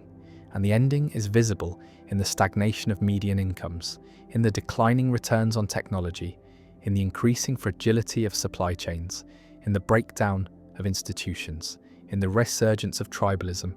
in all the signs that the center is not holding, that the complexity is too much, that the system is simplifying, whether it wants to or not. And the not wanting is the clinging to the mythology, is the insistence that progress must continue, that the future must be better, that collapse is not possible, not thinkable, not allowable, but the allowable is not up to humans, is not subject to preference, is determined by physics, by resources, by the limits that cannot be overcome through belief or effort or innovation. And the limits are asserting themselves, are becoming visible, are revealing that the mythology of progress was always just that, was always story, was always the narrative that a particular civilization told itself during its particular window of complexity. And the window is closing, is narrowing, is approaching the point where the story can no longer be maintained, where the evidence of stagnation and decline becomes overwhelming, becomes undeniable, becomes the new reality that requires a new story, a new mythology, and the new mythology is not yet formed, is not yet coherent, is emerging in fragments, in the recognition that growth cannot continue, that resources are finite, that complexity is fragile, that collapse is not aberration, but pattern, not failure but phase, not the end but the transition. And the transition is what humans are bad at, are resisting, are denying, because the mythology of progress makes transition look like regression, makes simplification look like failure, makes collapse look like catastrophe, when it is just change, is just the system moving to a different state, a less complex state,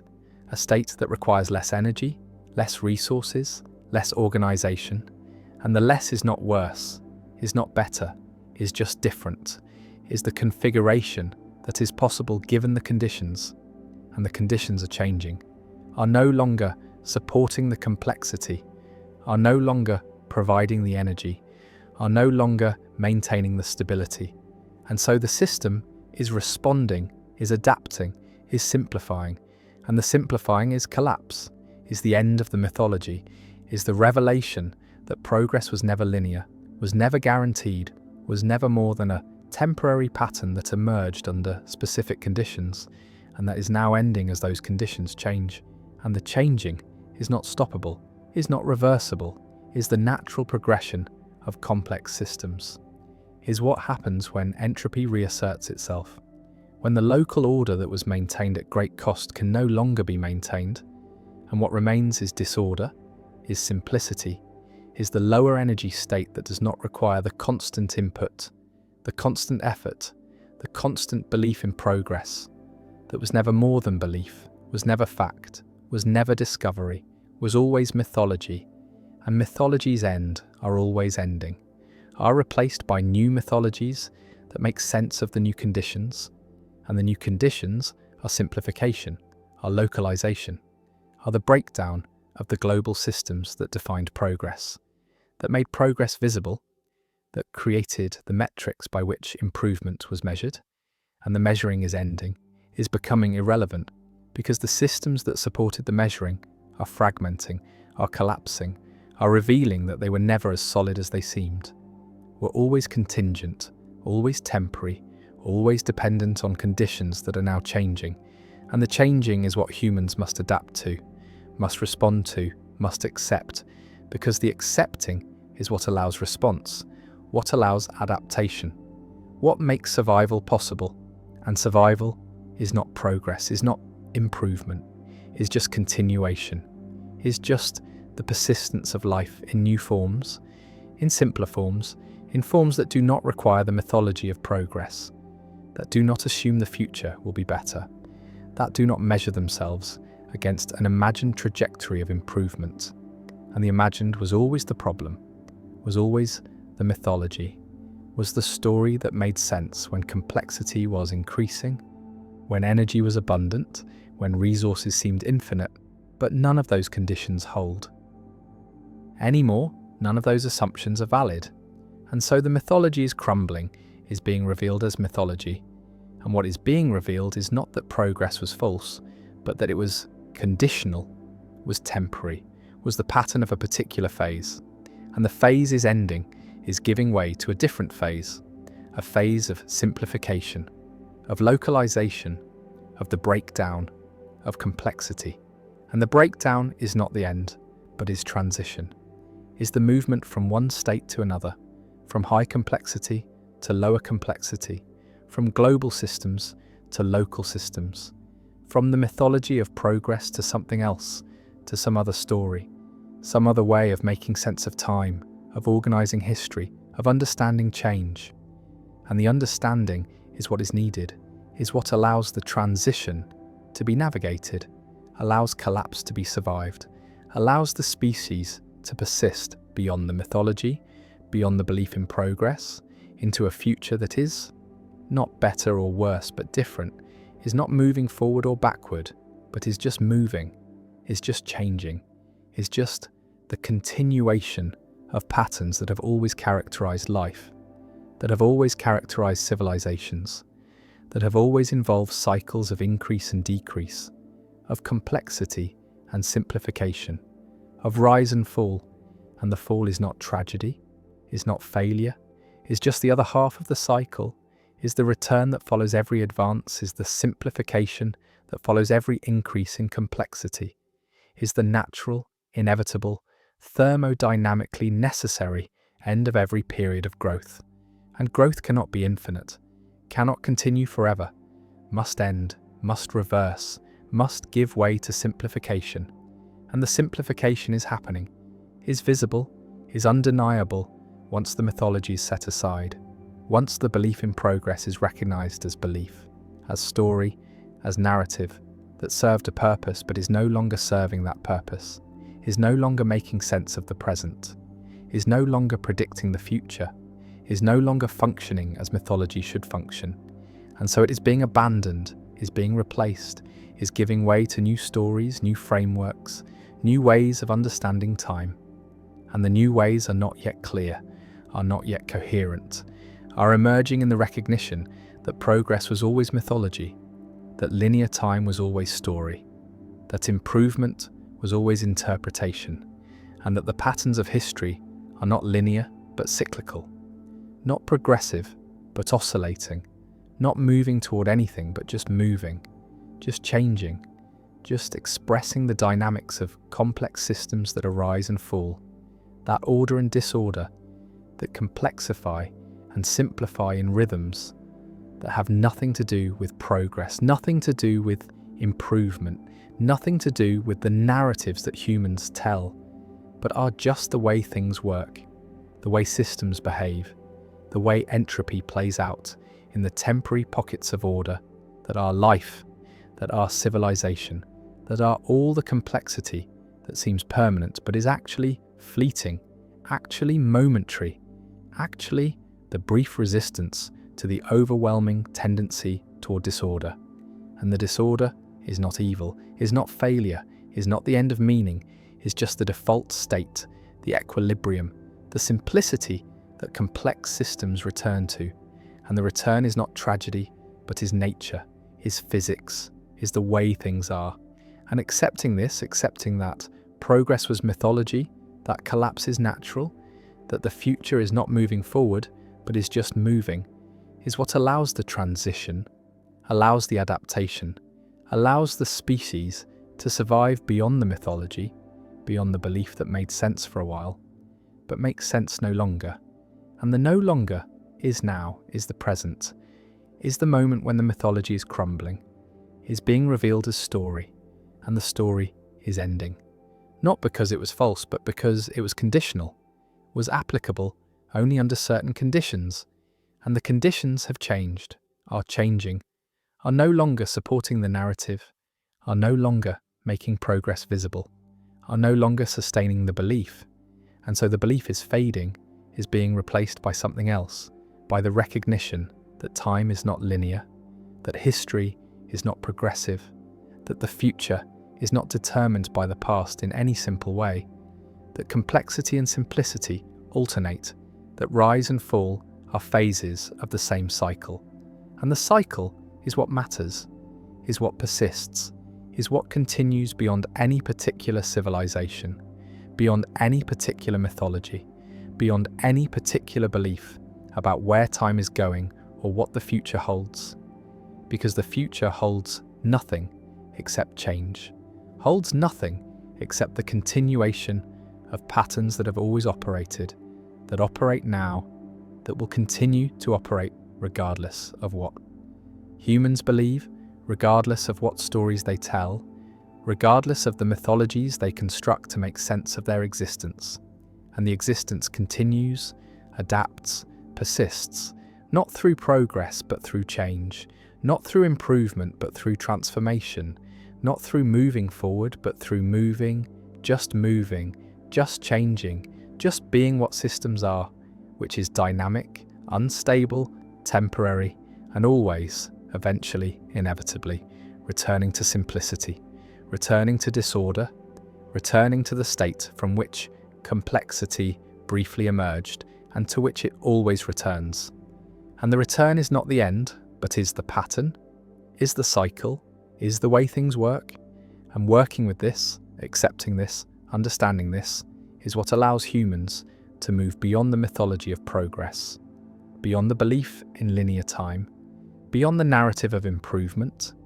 into a relationship with time that is more honest, more realistic, more aligned with the actual patterns of history. And the actual patterns are not progressive, but are cyclical, are not moving forward but are oscillating, are not improving but are changing. And the changing is all there is all there ever was, is all there ever will be. And the will be is not better, is not worse, is just different, is just the future, is just what comes next. And what comes next is not determined by mythology, is not shaped by belief in progress, is not the continuation of improvement, but is the continuation of patterns, of cycles, of the rise and fall that has always characterized complexity, that has always characterized civilization, that is now revealing itself again, is now becoming visible again, is now showing that progress was always temporary, was always conditional, was always mythology, and mythology's end, must end, are ending now. And what comes after is not nothing but is different.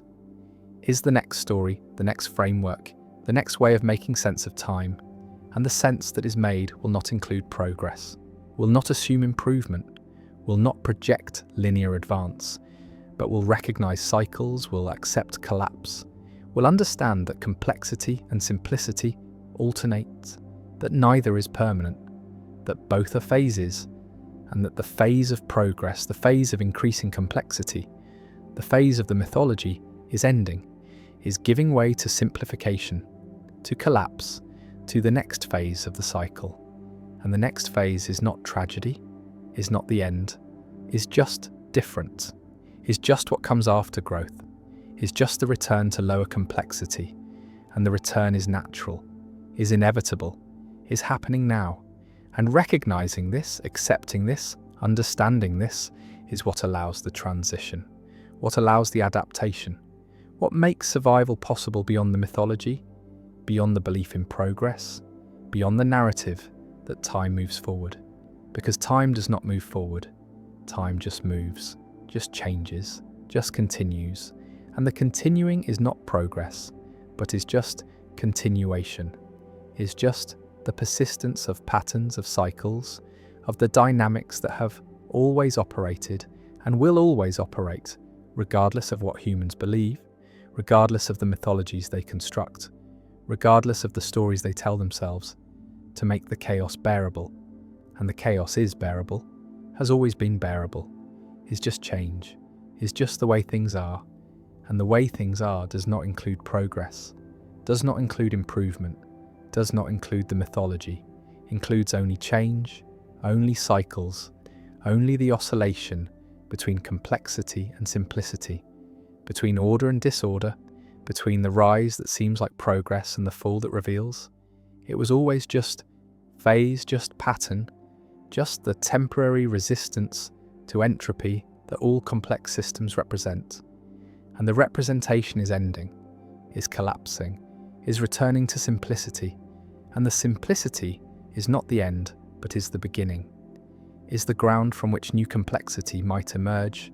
might rise, might begin a new cycle. And the new cycle will not be progress, but will just be cycle, will just be pattern, will just be the continuation of dynamics that do not care about human narratives, do not respond to human beliefs, do not acknowledge the mythology of progress, except as one more temporary pattern that emerged and fell, that rose and collapsed, that was and is no longer, and the no longer is now. Attention has become currency, has become the raw material that corporations extract and refine and sell. And this transformation happened quietly, happened gradually, happened so smoothly that most people did not notice they were becoming the product, did not realize that their consciousness had been colonized, that the hours of their lives were being auctioned to the highest bidder, that every moment of awareness was being monetized by platforms designed not to inform or connect or entertain, but to harvest, to capture, to hold the gaze for as long as possible and convert that holding into profit. And the genius of this system is that it does not feel like exploitation, does not feel like theft, feels instead like choice, like freedom, like the vast menu of options that modernity provides. But the choice is curated, is algorithmically optimized, is designed to keep the user inside the platform, inside the feed, inside the cycle of stimulus and response that generates data. And the data is what matters. The data is what gets sold. The clicks and scrolls and pauses and searches that reveal preferences, reveal psychology, reveal the patterns that allow prediction. And prediction is control, is the ability to shape behavior, to nudge decisions, to make certain choices more likely than others. And this happens below the level of awareness, happens in the gap between stimulus and response, happens so quickly that by the time consciousness arrives to claim authorship of the decision has already been made, has been influenced by factors that were carefully engineered to be invisible, to operate in the blind spots of perception. And the engineers are not evil, are not villains, are just optimizing, are just doing what they are hired to do, which is maximize engagement. And engagement is measured in time, in how many minutes per day the user spends inside the system. And the system is very good at maximizing this metric, has been refined through millions of iterations, has been tested on billions of users, has discovered principles of human psychology that academic researchers never found, because researchers have ethics committees and platforms have incentives, and the incentive is to find the exact frequency of reward that keeps behavior going, the exact ratio of novelty to familiarity that prevents habituation, the exact level of difficulty that maintains interest without causing frustration, and these parameters are adjusted in real time, are personalized for each user, are tuned to the individual vulnerabilities that the data reveals. And what the data reveals is that humans are predictable, are hackable, are machines that respond to inputs in ways that can be modeled and exploited. And the exploitation is not illegal, is not even considered unethical by the standards of the industry. It's just business, just capitalism, just the market finding new territory to colonize. And the territory is consciousness, is the hours of the day that used to be empty, used to be boring, used to be filled with thought or rest or staring at walls. And these empty hours were not profitable, were not monetizable,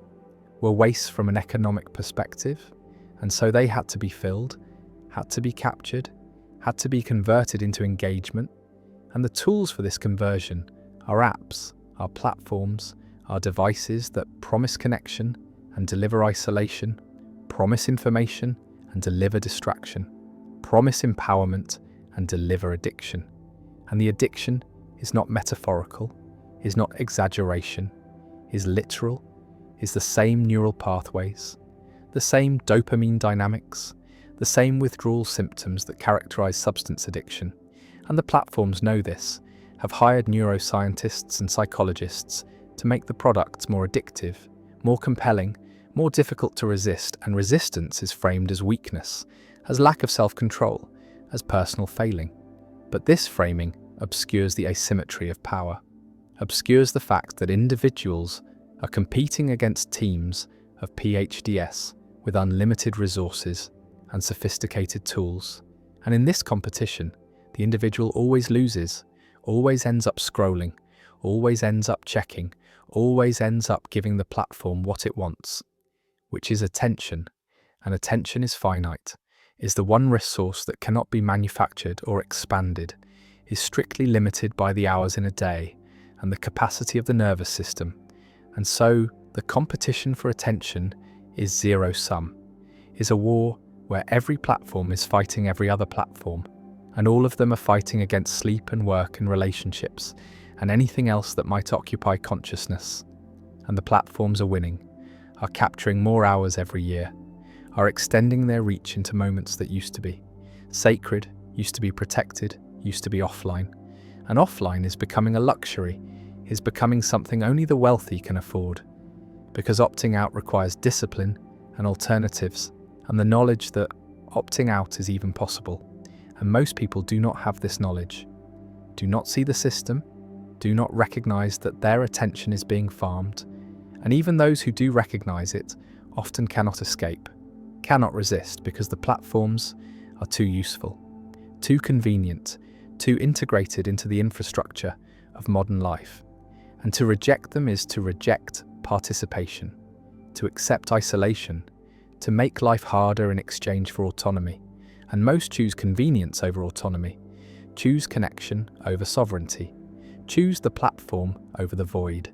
And the void is what waits in the absence of stimulation, is what the constant connectivity is designed to prevent, is boredom, is the experience of being alone with the unoccupied mind. And boredom has become intolerable, has become something to be avoided at all costs. And the cost is attention, is consciousness, is the capacity to think without distraction, to feel without mediation, to simply be without needing external input. And this capacity is atrophying, is declining with each generation, is being bred out by an environment that never stops demanding response, that never allows rest, that treats every moment of inactivity as opportunity, as potential engagement that must be captured. And the capturing is called user experience, is called interface design, is called growth hacking. And these terms sanitize what is happening, make it sound technical rather than predatory, make it sound like optimization rather than exploitation. But the experience of the user is not optimized for the user, is optimized for the platform, is designed to extract maximum value from minimum input. And the value extracted is not just attention, but data, not just time, but information, not just engagement, but identity, because the platforms know things about their users that the users do not know about themselves. have models of personality and preference that are more accurate than self-report. And these models are sold, are licensed, are used to manipulate. And the manipulation is called advertising, but is really behavior modification, is the application of psychological principles to make certain actions more likely. And the actions are clicking and buying and voting and believing, and what is believed is whatever the algorithm decides to show. Whatever content the model predicts will generate engagement, and engagement means time, means attention, means the user staying inside the system. And the system has learned that outrage generates engagement, that fear generates engagement, that tribalism and conflict and moral certainty generate engagement. And so these are what the algorithm promotes, what the feed becomes filled with, not because the platform wants a more divided world, but because division is profitable, keeps people scrolling, keeps people arguing, keeps attention captured, and the captured attention is sold to advertisers who want to change behavior, who want to make people buy products they do not need, believe things that are not true, vote for candidates who do not serve their interests, and the system works, is terrifyingly effective. Has changed elections, has changed culture, has changed what people think is real, and reality is becoming whatever the algorithm amplifies, whatever goes viral, whatever captures attention long enough to become part of the discourse. And the discourse is not conversation but performance, not exchange but broadcast, not thinking but reacting. And reaction is what the system wants, is faster than reflection, is more primitive, is easier to predict and manipulate. And so the environment rewards reaction, punishes reflection, makes it difficult to think slowly, to consider carefully, to withhold judgment. And the result is a population that is always responding, always reacting, always engaged but never thoughtful, never deliberate, never in control of their own attention. And attention is the foundation of everything else, is what makes learning possible, makes relationships possible, makes meaning possible. And when attention is colonized, everything built on attention becomes precarious, becomes shallow, becomes vulnerable to collapse. And the collapse is already happening, is visible in the epidemic of anxiety and depression, in the inability to focus, in the fragmentation of identity, in the sense that life is accelerating, that there is never enough time, that something important is being lost, but it is not clear what or how to get it back. And what is being lost is sovereignty, is the right to one's own consciousness, the right to choose what to pay attention to, rather than having attention hijacked, manipulated, sold. And the platforms will say that users have choice, that no one is forced to use these services, that opting out is always possible. But this is disingenuous, is like saying that people choose to breathe polluted air because they could move, could leave the city, could find somewhere clean. And technically, this is true, but practically, it ignores the structure of power, ignores that the environment has been changed in ways that make certain choices extremely costly. That opting out of the attention economy means opting out of employment, education, social connection, civic participation. And so the choice is not really a choice, is coerced by circumstance, by the fact that the platforms have become infrastructure, have become the roads on which modern life travels. And to refuse them is to refuse modernity, to accept marginalization, and most cannot afford this refusal. And so they stay, keep scrolling, keep checking, keep giving away their attention, and receiving in return the feeling of being connected, being informed, being free, when really they are isolated, distracted, captured. And the freedom is the freedom of the hamster wheel, the freedom to run without going anywhere, the freedom to choose between options that have all been curated to serve the same end, and the end is profit, is the conversion of attention into money, is the monetization of consciousness itself. And this monetization was not possible before, was not technically feasible, required technologies that did not exist, required smartphones and algorithms, and the infrastructure to track and analyze and predict behavior in real time. And now that the infrastructure exists, it will not be dismantled will not be voluntarily abandoned because it's too valuable, too profitable, too central to the business models of the most powerful corporations in history. And these corporations are not accountable to users, are accountable to shareholders. And shareholders care about growth, care about returns, care about the numbers going up. And the numbers go up when engagement goes up, when attention is captured more effectively, when the competition is crushed and the market is monopolized. And monopoly is what has been achieved, is what the platform economy tends toward, because platforms benefit from network effects, from being where everyone else is. And this creates winner-take-all dynamics, creates situations where one or two platforms dominate, and alternatives cannot compete, cannot offer enough value to overcome the switching costs. And so the users are locked in, are prisoners of convenience, are unable to leave without losing access to the networks that have become essential. And the platforms know this, exploit this, degrade the experience slowly, introduce features that users hate but tolerate because the alternative is worse, is disconnection. And disconnection is unthinkable, has become synonymous with isolation, has become the thing that the attention economy promises to save us from while actually delivering it. Because connection through a screen is not connection, is simulation of connection, is the appearance without the substance, is the feeling without the reality.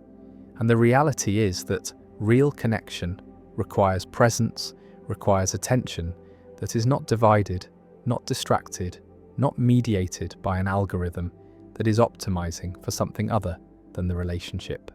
And such attention is becoming rare, is becoming a gift that few can afford to give, because attention is the thing being taken,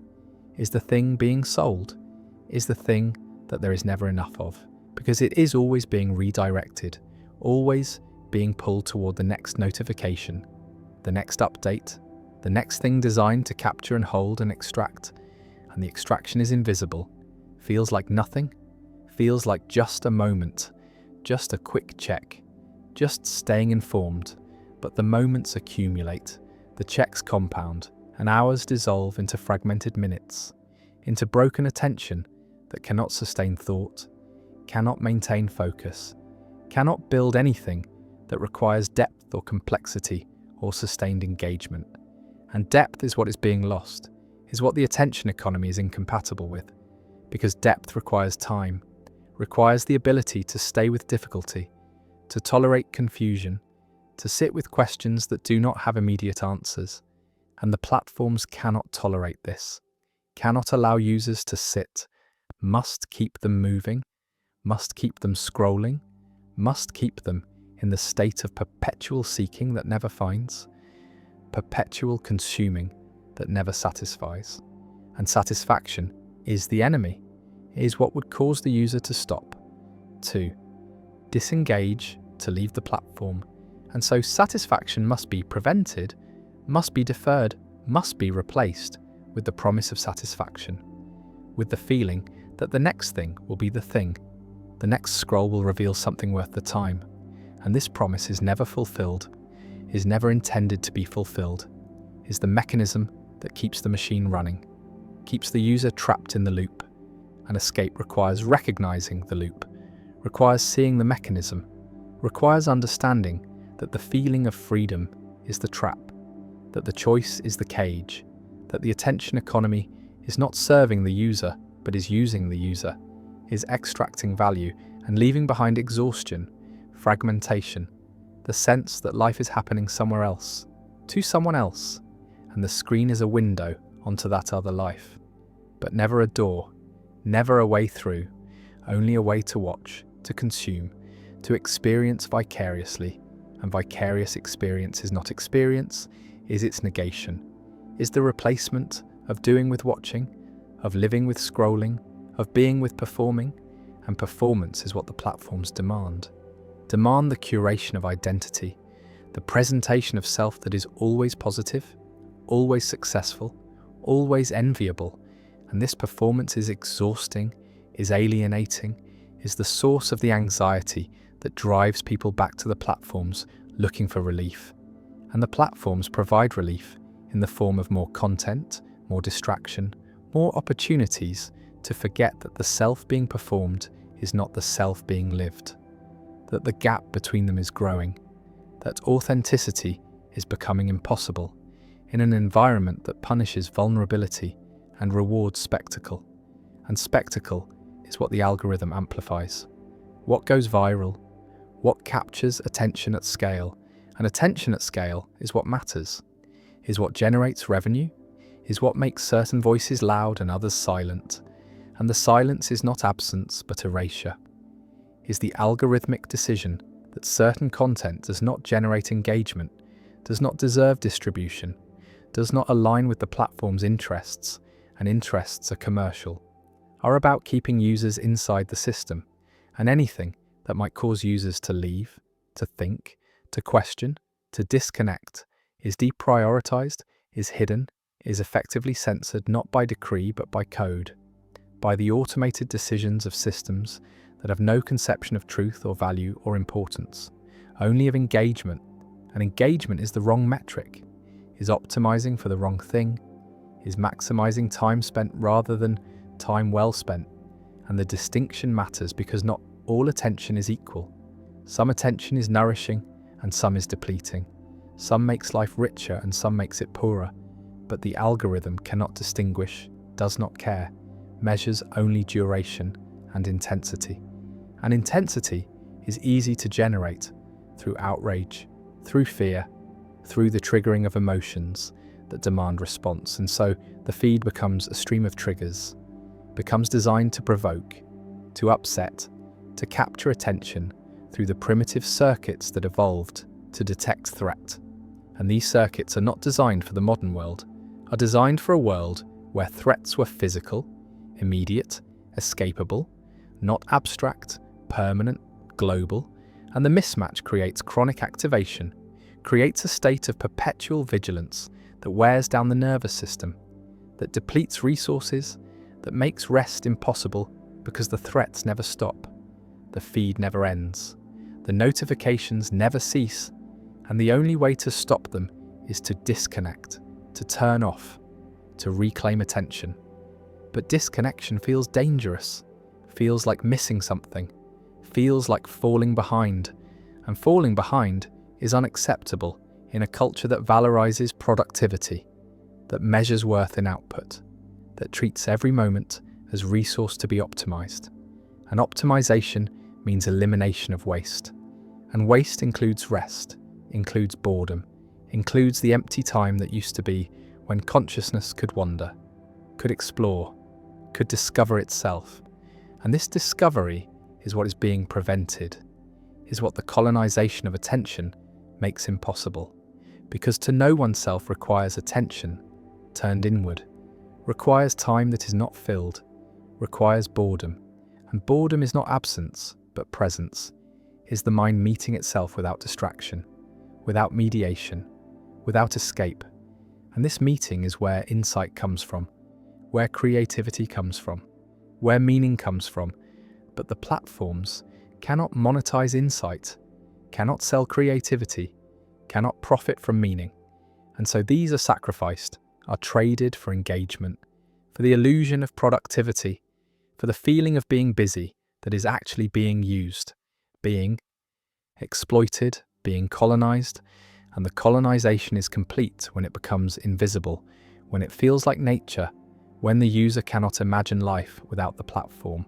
cannot remember what attention felt like before it was captured, cannot conceive of consciousness that is not mediated, not monetized, not owned by someone else. And ownership is what has been achieved, is what the attention economy has accomplished, not through force but through design, through the slow accumulation of habits that become dependencies, through the gradual adjustment of expectations until constant connectivity feels normal and solitude feels strange. And strange is threatening, is to be avoided, is what the platform protects against, promises to eliminate, and the elimination is achieved, is total, is the end of privacy, the end of interiority, the end of the self that is not performing, not producing, not consuming, And what remains is the user, the node in the network, the data point in the model, the attention that is harvested and sold and never returned. And the question is whether this is sustainable. Whether consciousness can survive colonization, whether attention can be extracted indefinitely without something breaking, and the breaking is already happening, is visible in the rising rates of mental illness, in the inability to be alone, in the desperation for distraction that feels like drowning, like suffocation, like something essential has been taken and cannot be recovered. And recovery would require resistance, would require the deliberate cultivation of boredom, the intentional creation of empty time, the radical act of doing nothing in a world that demands constant doing. And doing nothing is not laziness, but rebellion, is the refusal to participate, is the reclamation of sovereignty, is the assertion that attention is not for sale, that consciousness is not a resource, that the self has value independent of productivity, independent of engagement, independent of what can be extracted. And this assertion is difficult, is countercultural, is fighting against systems that are designed to prevent it. But it is possible, is necessary, is the only way to escape the colonization, to restore attention to its proper owner, to make consciousness sovereign again. And sovereignty is not isolation, but autonomy, is the right to choose, the right to refuse, the right to be bored, to be slow, to be present. And presence is what the attention economy destroys, is what cannot be monetized, is what makes life worth living. And without it, all the engagement in the world is empty, is meaningless, is just motion, just noise, just the sound of attention being sold.